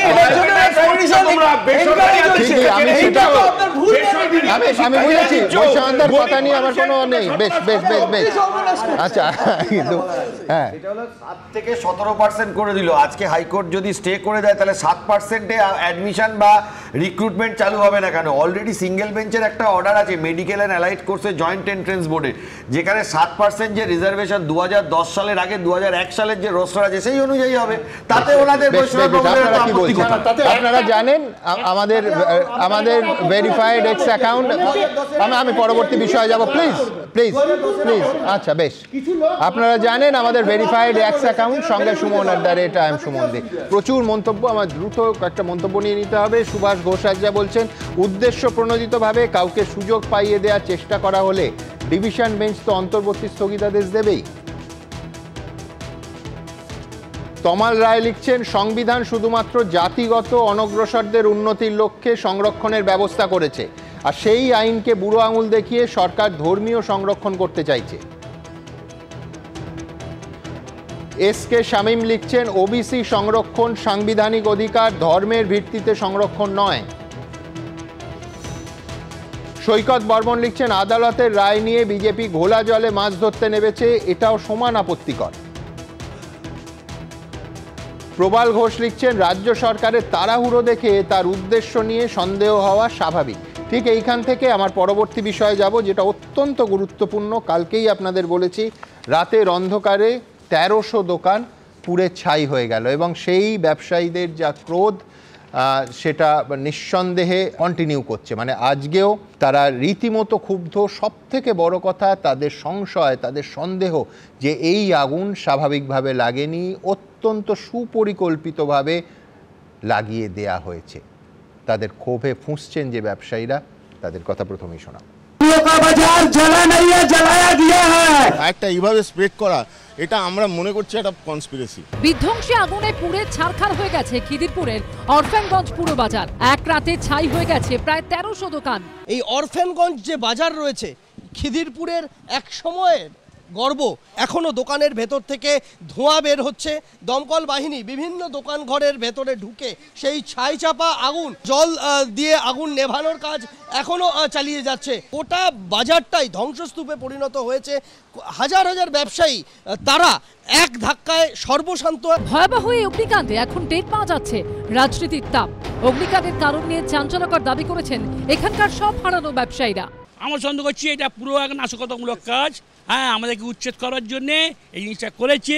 কালকে যে দিদি বলে গেলেন যে আমরা শিফটিং করে তোমাদের একটা ব্যবস্থা করে দেবো, এটা কি প্রি প্ল্যান ছিল আগে থেকে যে শিফটিং করাবো? ব্যবসায়ীদের এই অভিযোগকে হাতিয়ার করেই ঝাঁঝালো আক্রমণ সানিয়েছে বিরোধীরা। মঙ্গলবার অরফ্যানগঞ্জের বাজারে গিয়ে সরাসরি তৃণমূলকে নিশানা করেন শুভেন্দু অধিকারী। টার্গেট ছিল পুড়িয়ে দিয়েছে। তারপরে ম্যানমেড চিড়িয়াখানা বিক্রি করেছে, আলিপুর সেন্ট্রাল জেল হেরিটেজ তাকে বিক্রি করে দিয়েছে, রুপিয়া নিয়েছে মমতা, মাল নিয়েছে মাল। তৃণমূলের এখন নতুন নাম টাকা মারা কোম্পানি।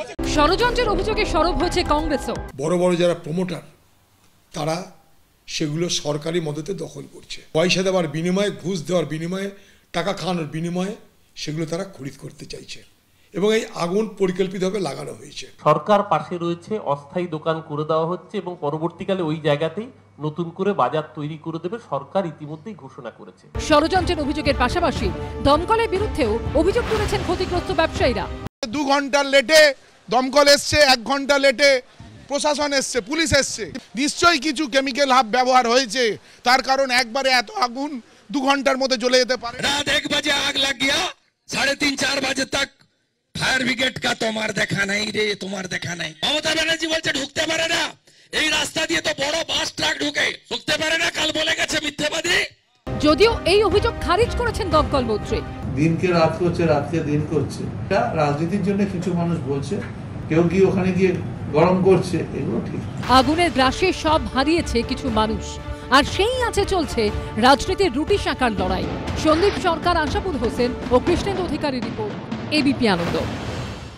বৈষ্ণব, রাজনৈতিক দল আগুনের পেছনে চক্রান্ত আছে এইসব বলে বুঝি, কিন্তু ব্যবসায়ীরা যাদের সব গেল তারাও চক্রান্ত ভাবছেন। এবং সবথেকে বড় কথা, আমরা প্রত্যেকে জানি 2022-এর আগে অবধি দক্ষিণ 24 পরগনার ডিএমের দপ্তরের আন্ডারে ছিল এই বাজার, এবং কলকাতা কর্পোরেশন কেএমসি 2022 থেকে এই বাজারের দায়িত্বে, মানে পরোক্ষে পুরসভাকে কাঠগোড়ায় দাঁড় করাচ্ছেন ব্যবসায়ীরা। কারণ কি বলে মনে হয়? একটু আপনারা সবাই একটু আমাকে সময় দিন। আমি কালকেই দেখছিলাম যে অমিত শাহ জায়গায় বলছেন যে অ্যাক্সিডেন্ট তো অ্যাক্সিডেন্ট হতা হয়, অ্যাক্সিডেন্টে কারুর কিছু করার নেই। এই বিমান দুর্ঘটনার পর বলে 285 জন সেখানে মারা গেছে, কিন্তু এখানে 1300টা দোকান পড়েছে। মুখ্যমন্ত্রী ফেস করছেন, স্পটে গেছেন, মানুষের সঙ্গে কথা বলেছেন, 1 লক্ষ টাকা করে ক্ষতিপূরণ দেবেন বলেছেন, 50,000 টাকা ক্ষতিপূরণ দিতে বলেছেন। ভারতবর্ষের অন্য কোনো অঙ্গরাজ্যে কোনো মুখ্যমন্ত্রী, বিজেপি শাসিত রাজ্যে প্রধানমন্ত্রী দেখাতে পারবেন না মুখ্যমন্ত্রী যেভাবে ফেস করে। আমৃতে আগুন লেগেছিল, মুখ্যমন্ত্রী স্পটে গিয়ে সেখানকার মানুষের পাশে গিয়ে দাঁড়িয়েছিল। আমি আপনার সাথে দ্বিমত হচ্ছি না, আমার প্রশ্ন হচ্ছে যে ব্যবসায়ীরা এটাকে চক্রান্ত ভাবছেন এবং মনে করছেন আগুন লাগানো হয়েছে, এই অবিশ্বাস। এইটা ব্যবসায়ীদের, ওনাদের হয়তো একটা কেউ বুঝেছে বা কেউ বুঝিয়েছে। আমি একজন ড্রাগ পেডলারকে দেখলাম, আমি আলিপুর কোর্টে তাকে ড্রাগ পেডলিং কেসে দেখলাম, শুভেন্দুর পাশে দাঁড়িয়ে আছে, তিনিও এই ব্যাপারে বক্তব্য তিনি বললেন, আর ব্যবসায়ীরা বুঝে গেলেন যারা সব দাঁড়িয়ে আছেন। শুভেন্দু তো ওই ন্যারেটিভ ওনার ড্রাগ পেডলারের কাছ থেকে নিয়ে শুয়ে যাচ্ছে যে তৃণমূল মানে হলো টাকা তোলা। উনি তো এখন এইসব আজে বাজে কথা বকছেন। 2021-এর আগে পর্যন্ত এই দলে ছিলেন, কাঁথির কাউন্সিলর থেকে মন্ত্রী হয়েছিলেন, এমপি হয়েছিলেন, বাবা এমপি, ভাই এমপি, ভাইয়ের বউ কাউন্সিলর, ভাই পৌর প্রধান, সব তৃণমূল থেকে পেয়েছেন। এখন তৃণমূলের সম্পর্কে এই দলের নিশ্চিতভাবে আমার কোনো মনে সন্দেহই হতো না এটা নিয়ে, যদি একটা জানতে পারতাম যে কলকাতার লাস্ট 14-15 বছরে যে কটা বস্তিতে আগুন লাগলো, সেই বস্তিবাসীগুলো আজকে কোথায় আছে। উষা কোম্পানি বলে একটা কোম্পানি ছিল মনে আছে আমাদের, সেখানে বড় মল আসলো, বাবা মলে, ওটা বড় মল আসলো, বড় বিল্ডিং আসলো, সেখানকার বস্তিবাসী মানুষগুলো সবাই কি পুনঃস্থাপন পেয়েছে? কোম্পানি ছিল রে বাবা, তারপর হচ্ছে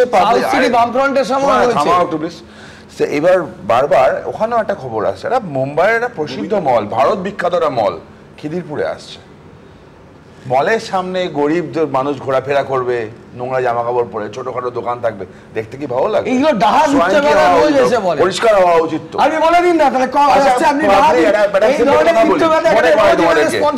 কোনো সরকার জমি দেয় তো পাবলিক পারপাসে, কোনো কোম্পানিকে জমি দেয় পাবলিক পারপাসে ইউজ হবে। সরকার এরকম একটা জমি মমতা বন্দ্যোপাধ্যায়ের ছবি টবি কিনতেন উনি খুব, তাকে দিয়েছিল, সেখানে একটা বিশাল বড় মল এসছে আজকাল, কোয়েস্ট মল, নাম করে বলছে, আমার নয় মামলা করুক। পাবলিক পারপাসে দেওয়া জমির ওপর মল এসেছে, কি করে হলো? আমি আবার বলছি, বস্তিগুলো গেল কোথায়, বস্তিবাসীরা গেল কোথায়? আমি সন্দেহ করতাম না যদি ফায়ার ব্রিগেড টাইমে পৌঁছাতো, আমি সন্দেহ করতাম না ফায়ার ব্রিগেডের পাম্পের মধ্যে বস্তির মানুষের জন্য যা কাজ করেছি পশ্চিমবাংলায়, বস্তি পুড়িয়ে দাও। আমি শুধু এই রাজনৈতিক পর্যায়ের মধ্যে খুব ইন্টারেস্টিং একটা তথ্য ওখানে আজকে রাজনৈতিক মঞ্চ থেকে উঠে এলো, যেটা নিয়ে আমার পার্থদার কাছে যেতেই হবে। 2007 সালে নাকি এই ব্যবসায়ীদের তৎকালীন বামফ্রন্ট সরকার বাজার স্থানান্তর হোক এটা চেয়েছিল, স্থানান্তরিত করার পরিকল্পনা ছিল। তখন শুভেন্দু অধিকারীর বক্তব্য, মমতা বন্দ্যোপাধ্যায় ব্যবসায়ীদের পাশে দাঁড়িয়েছিলেন। আমি বলছি এই তথ্য কি আপনার জানা আছে? না, দেখুন আমি আবারও বলছি যে কলকাতা শহরে, পুরনো শহরে বহু এমন ঘিঞ্জি অঞ্চল আছে, ঘিঞ্জি বাজার আছে যেগুলোকে রিলোকেট করা দরকার। এমনকি এই সম্প্রতি আছে না, মানে আমি বলছি এর পরের প্রতিবেদনই আমি দেখাবো কর্পোরেশনের অধীনস্থ একাধিক বাজার, বেসরকারি বাজার কি অবস্থা। এবং ট্রাস্ট মি 99-98 সালে এই বাজারগুলো নিয়ে আমি রিপোর্ট করেছি, সেখানকার যে ছবি আমি মিলিয়ে দেখছিলাম হুবহু এক থেকে গেছে। তারের এমন জঞ্জাল যেখানে আগুন না লাগাটা ঘটনা, লাগাটা নয়। এক্স্যাক্টলি, তাহলে একটুও চেঞ্জ হয়নি। তাহলে হচ্ছে যে একটা শহরের কর্পোরেশন হোক, রাজ্যের সরকার হোক, তার প্রথম কাজ তো এইগুলো নিরাপত্তা, যেটা আপনি বলছেন 98 সাল থেকে এই পর্যন্ত। এবং না, চা চেঞ্জ হয়েছে, আমি দেখাচ্ছি যে পুরোনো বাজারগুলোর কি অবস্থা। আপনাকে যেটা বলছি, আমি একটা বাজার চেঞ্জ হয়নি বলিনি বৈশ্বনাথ দা, আমি বলেছি একাধিক বাজার দেখাবো যেটা 15 বছরে একই রকম বিপজ্জনক চেহারা। আমি এত অধৈর্য হয়ে পড়েছেন বৈশ্বনাথ দা, আমি দ্রুত, শুধু আমি বেসরকারি বাদ দিন, শুধু কর্পোরেশনের অধীনস্থ এন্টালি বাজার, গড়িয়াহাট পুরো বাজার একটু চেহারাটা দেখি কতটা বৈশ্বনাথদের কথায় একেবারে সিঙ্গাপুর হয়ে গেছে। দেখুন,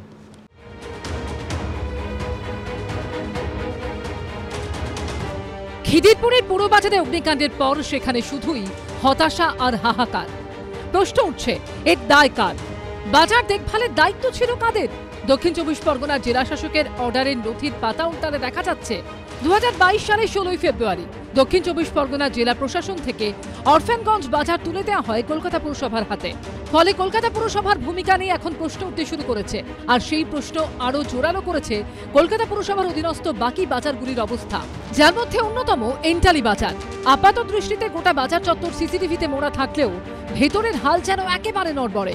ব্যবসায়ীদের অভিযোগ, এখানে নামেই রয়েছে অগ্নি নির্বাপন ব্যবস্থা, স্মোক ডিটেক্টর অ্যালার্ম থেকে ফায়ার স্প্রিংকলারের ব্যবস্থাটুকু নেই ভিতরে। অর্থাৎ আগুন লাগলেও তা জানার উপায় নেই কোনোভাবেই। কলকাতা পুরসভার বাজার সিসিটিভি আছে, কিন্তু এখানে স্প্রিংকলার, স্মোক ডিটেক্টর বা ফায়ার অ্যালার্ম সেগুলো কিন্তু এখানে নেই। পুরো কভার করে চেম্বার বানিয়ে দিয়েছে, গ্যাস চেম্বারের মতন বানিয়ে দিয়েছে। আগুন লাগিয়ে দেবে, একদিন বলবে ব্যবস্থা ছিল না, আগুন লেগে গেছে, পুড়ে যাবে। এক না একদিন তো লাগবেই।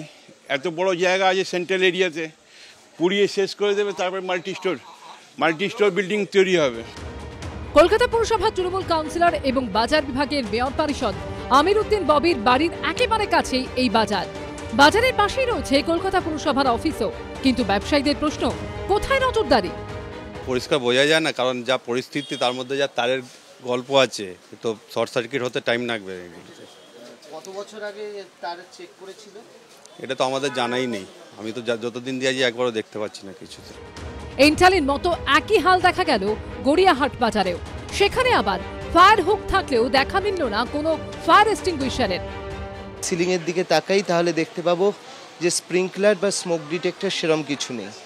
এই যে ওঠার সিঁড়িগুলোতে সেখানে কিন্তু প্রচুর বাক্স আমরা যেরকমভাবে দেখতে পাচ্ছি সেগুলো রাখা রয়েছে, প্রচুর বাক্স জড়ো করা রয়েছে। আর এখানে পুরো তারের জঙ্গল। একই ঘিঞ্জি বাজার, তার মধ্যেই আবার সারি সারি হোটেল। কার্যত বদ্ধ বাজারের মধ্যেই দেদার চলছে রান্না বান্না। মেনটেন্যান্সে কোনো পরিষেবা পাই না, উল্টো মেনটেন্যান্স দিচ্ছে। ওই তো দেখলেন তো, আপনি তো ছবি তুললেন, আছে ওখানে অগ্নি নির্মাণ মেশিন আছে, লাগানো আছে কি? উল্টোডাঙ্গা মিউনিসিপ্যাল মার্কেটের ছবিটা আবার অন্যরকম। সেখানে অগ্নি নির্বাপন ব্যবস্থা থাকলেও তা ব্যবহার করতে জানেন না কোনো ব্যবসায়ী। ফায়ার অ্যালার্ম রয়েছে? না না, এখানে ফায়ার অ্যালার্ম নেই। অটোমেটিক পাইপের সিস্টেম যেখান দিয়ে আগুন হলে বা ধোয়া হলে সেক্ষেত্রে জল পড়ে? না না না না, কিছু নেই। আপৎকালীন অবস্থায় কিভাবে কি ব্যবস্থা করতে হবে জানেন? না না, যাই নিশ্চিতভাবে বলতে পারছি নিশ্চিতভাবে কিছু নেই, নিশ্চিতভাবে কিছু নেই। এই বাজারে একাধিক জায়গায় দেখা যাচ্ছে ফায়ার এক্সটিংগুইশার রয়েছে এবং সেখানে কিন্তু 2025 আপ টু ডেট রয়েছে বলা যায়। কিন্তু ব্যবসায়ীদের যেটা বক্তব্য যে এই ফায়ার এক্সটিংগুইশার থাকলেও এটার ব্যবহার হয় কিভাবে, সেই নিয়ে কোনো প্রশিক্ষণ বা সেই নিয়ে কোনো কিছু শেখানো কিন্তু তাদেরকে হয়নি। যদিও এসব অভিযোগ মানতে নারাজ প্রশাসন। মার্কেটে প্রত্যেক কটা fire extinguisher up to date আছে এবং ওই মার্কেটে দুখানা বড় জলের রিজার্ভার আছে, 24 আওয়ার্স ওখানে সিকিউরিটি গার্ড আছে এবং এজেন্সির মাধ্যমেই আছে সিকিউরিটি গার্ড, তারা সেইগুলো অপারেট করতে জানে।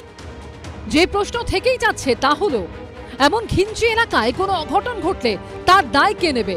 প্রাণহানি হলে তবেই কি টনক নড়বে প্রশাসনের? অর্ণব মুখোপাধ্যায় ও আবেদ দত্তর রিপোর্ট, এবিপি আনন্দ। বিশ্বনাথ, ব্যবসায়ীদের স্পষ্ট অবিশ্বাস যে মল হয়ে যাবে না তো। আমি বলছি খিদিরপুর নামে, কিন্তু চিড়িয়াখানা সংলগ্ন এলাকার মার্কেট ভ্যালুটা বুঝতে পারছেন? প্রত্যেকের অবিশ্বাস যে এখানে কোনো মাল্টি স্টোরেজ মল হয়ে যাবে না। তিনটে বিষয় বলবো। একটা হলো যে ব্যবসায়ীদের কনফিডেন্স আনার জন্য একটা নিরপেক্ষ তদন্ত কিন্তু করা উচিত। রাজ্য সরকার যদি ন্যায় বিচার দিতে চায় তাহলে একজন বিচারপতির নেতৃত্বে একটা জুডিশিয়ারি ইনকোয়ারি কমিটি করে দেখা উচিত যে সত্যি কোনো ল্যান্ড মাফিয়ার পেছনে আছে কিনা, যে ল্যান্ড মাফিয়া এই আগুনটা লাগিয়েছে কিনা এবং জমিটাকে গ্রাস করতে চাইছে কোনো শক্তি কিনা, এটা দেখা উচিত। দ্বিতীয় যেটা সুমনদা, সেটা হলো যে ওরা মানে দেখুন, বহু ক্ষেত্রে কিন্তু ব্যবসায়ীদের সরিয়ে দিলে লাভ হয় না, তাদের ব্যবসাটা নষ্ট হয়ে যায়। ফলে ওই এলাকার মধ্যে তারা যাতে ব্যবসা করতে পারে সেটা কিন্তু নিশ্চিত করতে হবে। থার্ড যেটা, সেটা সুমনদা, বারবার আমরা যে প্রশ্নটা তুলছি যে আপনাকে ফায়ার লাইসেন্স তো নিতে হয়। এই মানে যারা দেয় দমকল দপ্তর, তাদের বিরুদ্ধে তো বিরাট অভিযোগ, করাপশনের অভিযোগ। এই পুরসভাই তো ট্রেড লাইসেন্স দেয়।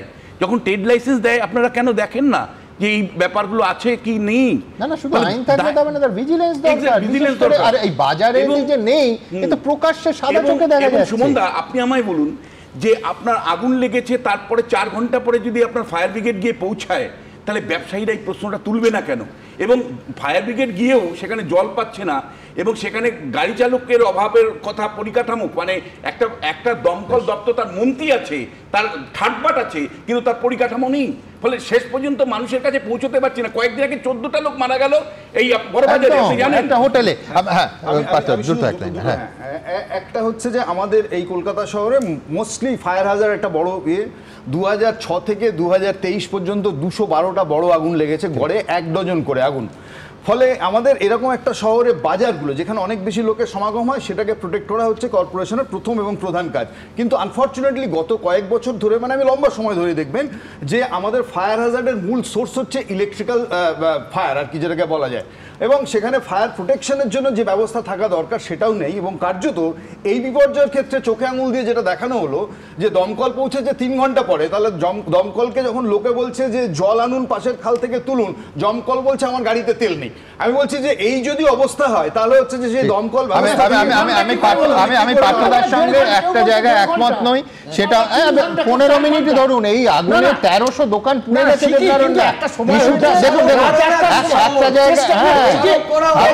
আমি বলছি না না না না, তা নয়, কিন্তু পরিকাঠামো। আমি পার্থদার সঙ্গে একটা জায়গায় দ্বিমত, এটা কয়েক বছরের ব্যাপার নয়, এটা কয়েক দশকের ব্যাপার। এবং বাম আমল বা তার আগের কংগ্রেস আমল কোনো ব্যতিক্রমী ছবি দিতে পারেনি। আমি বলছি 2000 একটা জায়গায় আমি মুখ্যমন্ত্রীর সঙ্গেও একমত, 2010 সালের 24শে মার্চ যখন স্টিভেন কোর্টে আগুন লাগলো, আমি দ্রুত একবার দেখাবো মমতা বন্দ্যোপাধ্যায় কি বলেছিলেন। আমি বলছি সেই ছবিটা কতটা পাল্টেছে আজকের দিনে দাঁড়িয়ে। মমতা বন্দ্যোপাধ্যায় কি বলেছিলেন দেখাবো। প্রতিদিন আগুন কলকাতা, প্রতিদিন হয় বস্তিতে আগুন, নয় মার্কেটে আগুন, নয় বড়বাজারে আগুন, নয় ফুল মার্কেটে আগুন, নয় মল্লিকঘাটে আগুন, নয় তপসিয়া আগুন, নয় ওই উল্টোডাঙায় আগুন। প্রতিদিন প্রতিদিন এত বড় বড় বাড়িতে যেখানে লক্ষ লক্ষ লোক যাতায়াত করে, কাজ করে, সেখানে এরা কোনো ভিজিট করে না, কোনো দেখে না, কোনো জল নেই, কোনো ফায়ার ফাইটিং অ্যারেঞ্জমেন্ট নেই, সবই এই ঘটনা ঘটছে, কোনো ডিজাস্টার ম্যানেজমেন্ট কিচ্ছু নেই। দেখুন, সম্পূর্ণ একমত, কিন্তু ছবিটা, পরিকাঠামোর ছবিটা সত্যি কতটা পাল্টানো গেছে, আদৌ পাল্টেছে? নজরুল ইসলাম। কী করে পাল্টাবে? বিশ্বনাথবাবু বলছেন যে কোনো ল্যান্ড মাফিয়ার যদি হাত থাকে তাহলে তদন্ত করা হোক। বিশ্বনাথবাবু কী করে ভুলে যাচ্ছেন যে এখন এমন কোনো ল্যান্ড মাফিয়া দেখাতে পারবেন যাদের সঙ্গে শাসক দলের যোগ নাই? তো শাসক দলের যোগ যদি থাকে গরুর রচনা রোজ বলেন এখানে দেখছি, সেই একই গরুর রচনা আর কত বলবেন, কত দোষারোপ করবেন প্রতিদিন। এখন আমি একবারও কথা বলি না, কত পারেন দেখি। অ্যাডভোকেট হয়ে গেলে সৌজন্যবোধ থাকবে না, ঠিক আছে, এটা বোধ হয় না। আপনার সময় আমি একবারে একটা কথা বলেছি, বা অন্য যে কারো সময়। তো আমরা যে বিশ্বনাথবাবু যেটা বলতে চাইলেন যে ওখানে ফায়ার ব্রিগেড দেরি করে আসবে না, যদি কোনো নেতা ওখানে যুক্ত থাকেন তাহলে ঠিক সময়ে আসবেন কি করে? আর ফায়ার ব্রিগেড যদি ঠিকমতো কাজ করবে তাহলে তো যে ট্রেড লাইসেন্স নেওয়ার আগে, আমি ডিসি হেডকোয়ার্টার ছিলাম 2 বছর ধরে, পুলিশের নো অবজেকশন নিতে হয়, ফায়ার ব্রিগেডের নো অবজেকশন দিতে হয়। তাহলে ফায়ার ব্রিগেড নো অবজেকশন দিল কী করে? কোনো একটা জায়গায় যে ব্যবসা করা হবে সেই ব্যবসায় সেখানে যদি আগুন লাগে তাহলে সেখানে যে ফায়ার ব্রিগেডের গাড়ি পৌঁছতে পারবে এবং ফায়ার ব্রিগেডের গাড়ি জল পাবে, এরকম ব্যবস্থা না থাকলে নো অবজেকশন দিল কী করে? তো তাহলে ফায়ার ব্রিগেডের যে অফিসাররা নো অবজেকশন দিয়েছে, পুলিশের যে লোকেরা নো অবজেকশন দিয়েছে, তাদের বিরুদ্ধে ব্যবস্থা নিতে পারবে সরকার? বৈশান্তদা, আমি এটা আপনার সঙ্গে বলার আগেই একমত হচ্ছি যে কলকাতা তো পরিকল্পিত শহর নয়, বহু গলি আছে যেখানে ফায়ার ব্রিগেড ঢুকবে না, কিন্তু আমি বলছি ঠিক সেইখানে নজরুলদার যুক্তিটা যে সেইখানে একটা বড় বাড়ি অথবা যত ফুটের রাস্তার ওপর যত ফুটের দোকান হওয়ার কথা তা কি আদৌ মানা হয়?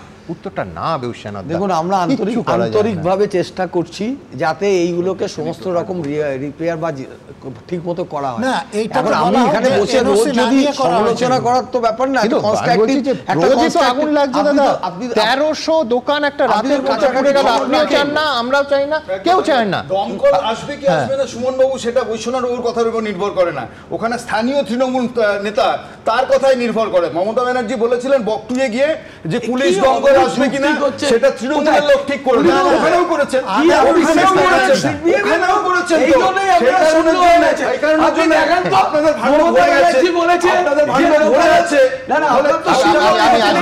তার আগে একবার দেখিয়ে দেবো আপনাদের যে শুধু পুরসভা এবং সরকারি বাজার নয়, ভাবুন ব্যক্তিগত মালিকানাধীন যে বাজারগুলো তার ছবিটা কি অনেকটা আলাদা? কতটা আলাদা? সত্যি আলাদা। দেখুন, আগুন গিলে খেয়েছে রোজগারের সম্বল। কলকাতার অরফানগঞ্জ পুরবাজারের বিধ্বংসী আগুনে মাথায় হাত অসংখ্য ব্যবসায়ীদের। কিন্তু কলকাতার অন্যান্য বাজারগুলিতে কি অবস্থা? সেখানে কখনো আগুন লাগলে তা সামাল দেওয়ার মতো ব্যবস্থা কি আছে?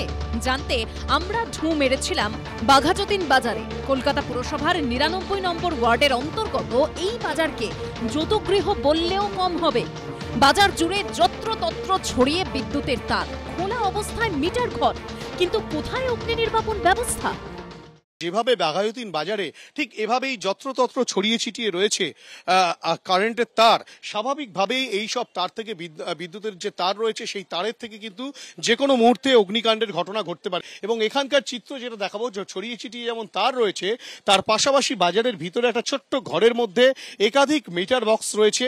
সেই মিটার বক্স থেকে যেভাবে তার ছড়িয়ে ছিটিয়ে বাইরে এসেছে এবং যে অরক্ষিত অবস্থায় রয়েছে, তাতে কিন্তু যে কোনো মুহূর্তে এখান থেকে অগ্নিসংযোগের ঘটনা ঘটতে পারে। মাস 3-4 হবে বা বেশি হবে একটু, এখানে আগুন লেগে সমস্ত এই পুরনো মিটারের সমস্ত তার চলে গেল।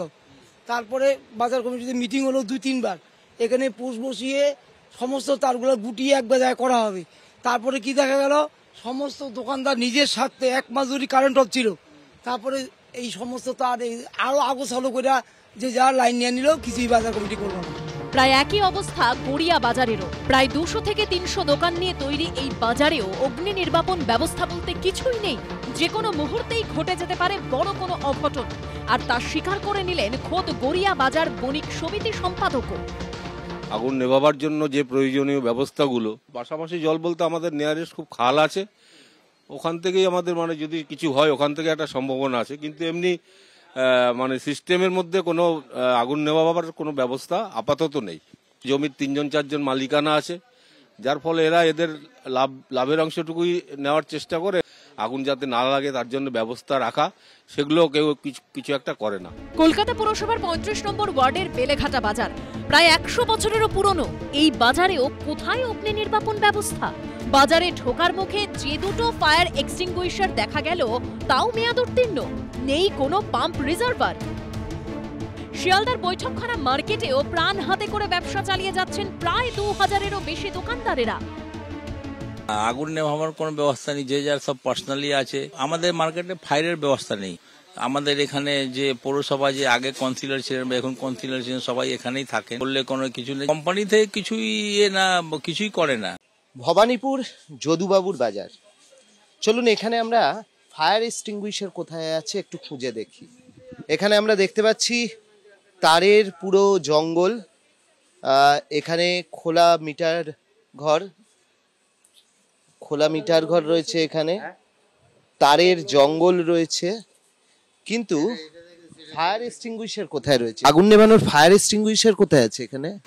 আমি বলতে পারছি না, দাদা নেই তো, উনি জানেন। দাদা নেই, উনি জানেন, আমি জানি না। আগুন নেভানোর ফায়ার এক্সটিংগুইশার কোথায় আছে বাজারে?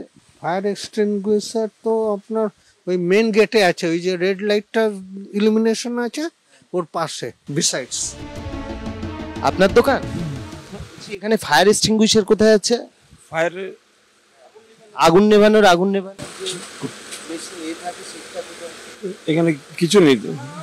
ফায়ার এক্সটিংগুইশার আছে কোথাও এখানে? এই আগে গিয়ে রাইট দেখুন, ওখানে সারা মার্কেটে কটা আছে? দুরবস্থার কথা স্বীকারও করে নিলেন খোদ কলকাতা পুরসভার মেয়র পারিষদও। ওখানে গেলেই দেখতে পাবেন তারের যৌতুগৃহ হয়ে আছে। মুখ্যমন্ত্রী গিয়েও উদ্বেগ প্রকাশ করেছিলেন। আমরা সেই সময় কর্পোরেশন থেকে গিয়ে সেখানে কেসিং করে দেওয়া হয়েছিল। কলকাতা পুরসভা ফর দ্য সেফটি মেজার, ব্যবসায়ী এবং যারা ক্রেতা আসেন তাদের সুরক্ষার জন্য কলকাতা পুরসভা এটাকে নতুন করে তৈরি করে দেওয়ার আশা প্রকাশ করেছে। পেট চালাতে ঘুপচি বাজারে প্রাণ হাতে করে ব্যবসা চালিয়ে যাচ্ছেন যারা, তাদের প্রাণের কি কোনো দাম নেই? এত আগুনেও কেন শিক্ষা নিচ্ছে না প্রশাসন? হিন্দল দে ও অর্ণব মুখোপাধ্যায়ের রিপোর্ট, এবিপি আনন্দ। শোনা, দুটো কথা বলি। একটা হলো 11 সাল পর্যন্ত বামেরা যেই পর্যন্ত রেখে গেছিল, প্রত্যেকটা বাজারে আপনি যদি অ্যাপ্রোচ রোডগুলো দেখেন, মানে গলিগুলো নতুন করে লোক বসিয়েছে, আর প্রত্যেকটা লোকের থেকে হপ্তা নেয়। একটা ডাকবাবু আছে অঘোষিত ডাকবাবু, মানে এই যে অভিযোগটা বারবার আসে যে একটা সিস্টেমেটিক তুলে বসানো হচ্ছে লোককে, বাজার আরো গিঞ্জি হচ্ছে, বাজার আরো মানে আনঅ্যাপ্রোচেবল হচ্ছে, মানে দমকল বা বিভিন্ন সময়। এবং একই সাথে বলছি, দৃষ্টিভঙ্গি দেখুন, শেষ পর্যন্ত গভর্নেন্সের প্রশ্নটা কিন্তু অ্যাড্রেস করা হয় না। বলা হচ্ছে যে ভোটে আপনি জানেন না, আপনি অমুক করতে পারেন না, কিন্তু দিনের শেষে একটা পুরসভা আছে, তার একটা মানে পুরো পারিষদ আছেন যিনি মার্কেটের দায়িত্বে প্রাপ্ত, তাহলে তার ভূমিকাটা কি? স্কয়ার ফুটের হিসাবটাও আছে। আমি একটা কথা বলছি, মেয়র পরিষদ আছেন দায়িত্বে, চেষ্টা সবসময় চলছে। এবং আপনি দেখবেন লেক মার্কেট থেকে ল্যান্সডাউন মার্কেট এবং বিভিন্ন মার্কেটে একটা ভিজিল থাকে, চেষ্টা করা হয়। কিন্তু যে পরিস্থিতিতে আপনি দেখাচ্ছেন, প্রাইভেট মার্কেটগুলো দেখালেন, যেটা কর্পোরেশনের নয়, প্রাইভেট মার্কেটও দেখালেন, কর্পোরেশনের জায়গায় আরো বাড়ে যে তাদেরও তো একটা ভিজিলেন্স দরকার। ভিজিলেন্সটা করবে কোত্থেকে? আপনি বলেন যে বিপর্যয় মোকাবিলা দপ্তর, বৈশ্বনাথ বাবু যদি বলেন লাস্ট কত বছর আগে স্থায়ী কর্মী নিয়োগ হয়েছে, তাহলে সেটা নেই।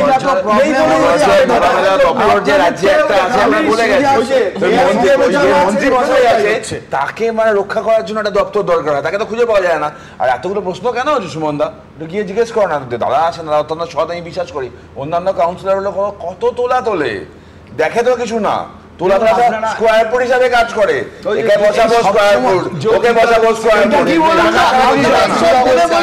যেটা হারিয়ে যায় সেটা হচ্ছে কলকাতা কি ভবিষ্যতেও এই একই রকম যৌতুগৃহের চেহারাই থাকবে? এই প্রশ্ন তো বারবার উঠবে। এবার এমন একটা খবর দেব যেটা ভালো খবর এবং একেবারে সরাসরি আমার আপনার জীবনের সঙ্গে যুক্ত। নির্দিষ্ট প্যাকেজের বাইরে রোগীর পরিবারের কাছ থেকে একটা পয়সাও বেশি নিতে পারবে না বেসরকারি হাসপাতালগুলো। সেই লক্ষ্যে আজ বিধানসভায় ক্লিনিক্যাল এস্টাবলিশমেন্ট অ্যাক্টে সংশোধনী পাশ করলো রাজ্য সরকার, যেখানে বলা হয়েছে বিভিন্ন হাসপাতালে রোগী ভর্তির সময় যে প্যাকেজ রেট নেওয়া হয়, পরবর্তীকালে সেখানে বাড়তি খরচ যুক্ত করা যাবে না। চিকিৎসার খরচ হাসপাতালে এমন জায়গায় রাখতে হবে যেখানে সকলে দেখতে পারেন। দেখুন, সংশোধনী পাস তো হলো, কিন্তু সংশোধনীতে আসল সংশোধন করা যাবে তো? মানে মধ্যবিত্তের ঠিক যে জাঁতাকলে পড়ে নাভিশ্বাস ওঠে, সেই বেড়ালের গলায় শেষ পর্যন্ত এই সংশোধনী পাস করে ঘণ্টাতে বাঁধা যাবে তো? এ প্রশ্ন রইল। দেখুন, বেসরকারি হাসপাতালের লাগাম ছাড়া বিল নিয়ে অভিযোগ ভুরি ভুরি। সেখানে চিকিৎসা করাতে গিয়ে মধ্যবিত্তের কার্যত ঘটিবাটি বিক্রির জোগাড় হয়। এই জায়গায় স্বচ্ছতা আনতে এবার বিধানসভায় পাশ হলো the West Bengal clinical establishments registration, regulation and transparency amendment bill 2025, যেখানে স্পষ্ট বলা হয়েছে বেসরকারি হাসপাতালে রোগী ভর্তির সময় যে প্যাকেজ দেওয়া হয়, পরে সেখানে কোনো বাড়তি খরচ যোগ করা যাবে না। চিকিৎসার খরচ হাসপাতালে এমন জায়গায় রাখতে হবে যেখানে সকলে দেখতে পাবেন। প্রস্তাবিত খরচের থেকে চার্জ বাড়লে কত শতাংশ বেশি নেওয়া যেতে পারে তা স্বাস্থ্য দফতর ঠিক করবে।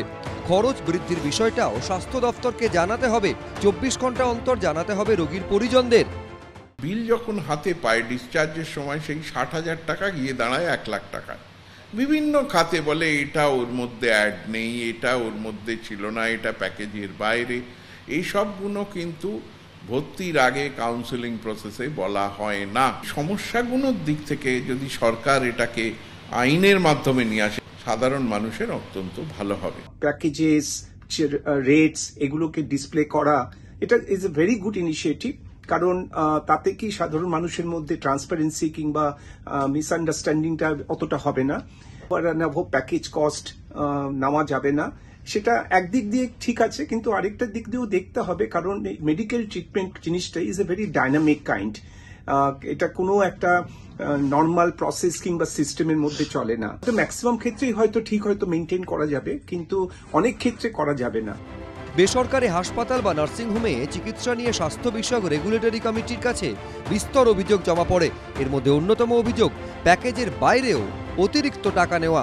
সেই সমস্যা দূর করতেই এবং বেসরকারি হাসপাতালের বিলে নিয়ন্ত্রণ আনতে এই সংশোধনী আনা হয়েছে বলে দাবি রাজ্য সরকারের। তোমার এটার পুরো প্যাকেজ লাগবে এত টাকা, তাহলে সেটা ডিসপ্লে করে তাকে জানান। আর যদি ফিক্সড রেটে হয় তাহলে সেই ফিক্সড রেটগুলো জানান। রোগীকে যত টাকা বিল করছে সেটা রোগী জানবে, যে সে তাকে যদি 2টো ইঞ্জেকশন দিয়ে 20টা ইঞ্জেকশনের বিল করে তাহলে সেটা রোগী বুঝতে পারবে। তো এইটার জন্য তো এই বিলটা করা, যে ট্রান্সপারেন্সি থাকবে। এটাতে আমরা মনে করছি ব্ল্যাকমেলিং করে নার্সিংহোম, প্রাইভেট হসপিটাল থেকে তৃণমূল কংগ্রেস টাকা তুলবে। যে বিলটা এনেছে সেই বিলটা ত্রুটিপূর্ণ বিল। সবকে প্যাকেজ বলে দিতে হবে, সাথে সাথে খারাপ কিছু নয়, প্যাকেজ বলে দিন, কিন্তু প্যাকেজের বাইরেও যদি কোনো রুগীর তার অবনতি ঘটে স্বাস্থ্যের, তাকে যদি আরও নানা ধরনের চিকিৎসা ব্যবস্থার মধ্যে নিয়ে যেতে হয় তার উল্লেখ নেই। বিলে বলা হয়েছে নিয়ম ভঙ্গ করলে কড়া ব্যবস্থা নেওয়া হবে, এমনকি সেই স্বাস্থ্য প্রতিষ্ঠানের লাইসেন্স বাতিল পর্যন্ত হয়ে যেতে পারে। আশাবুল হোসেন, উজ্জ্বল মুখোপাধ্যায়, ঝিলম করঞ্জায়, এবিপি আনন্দ।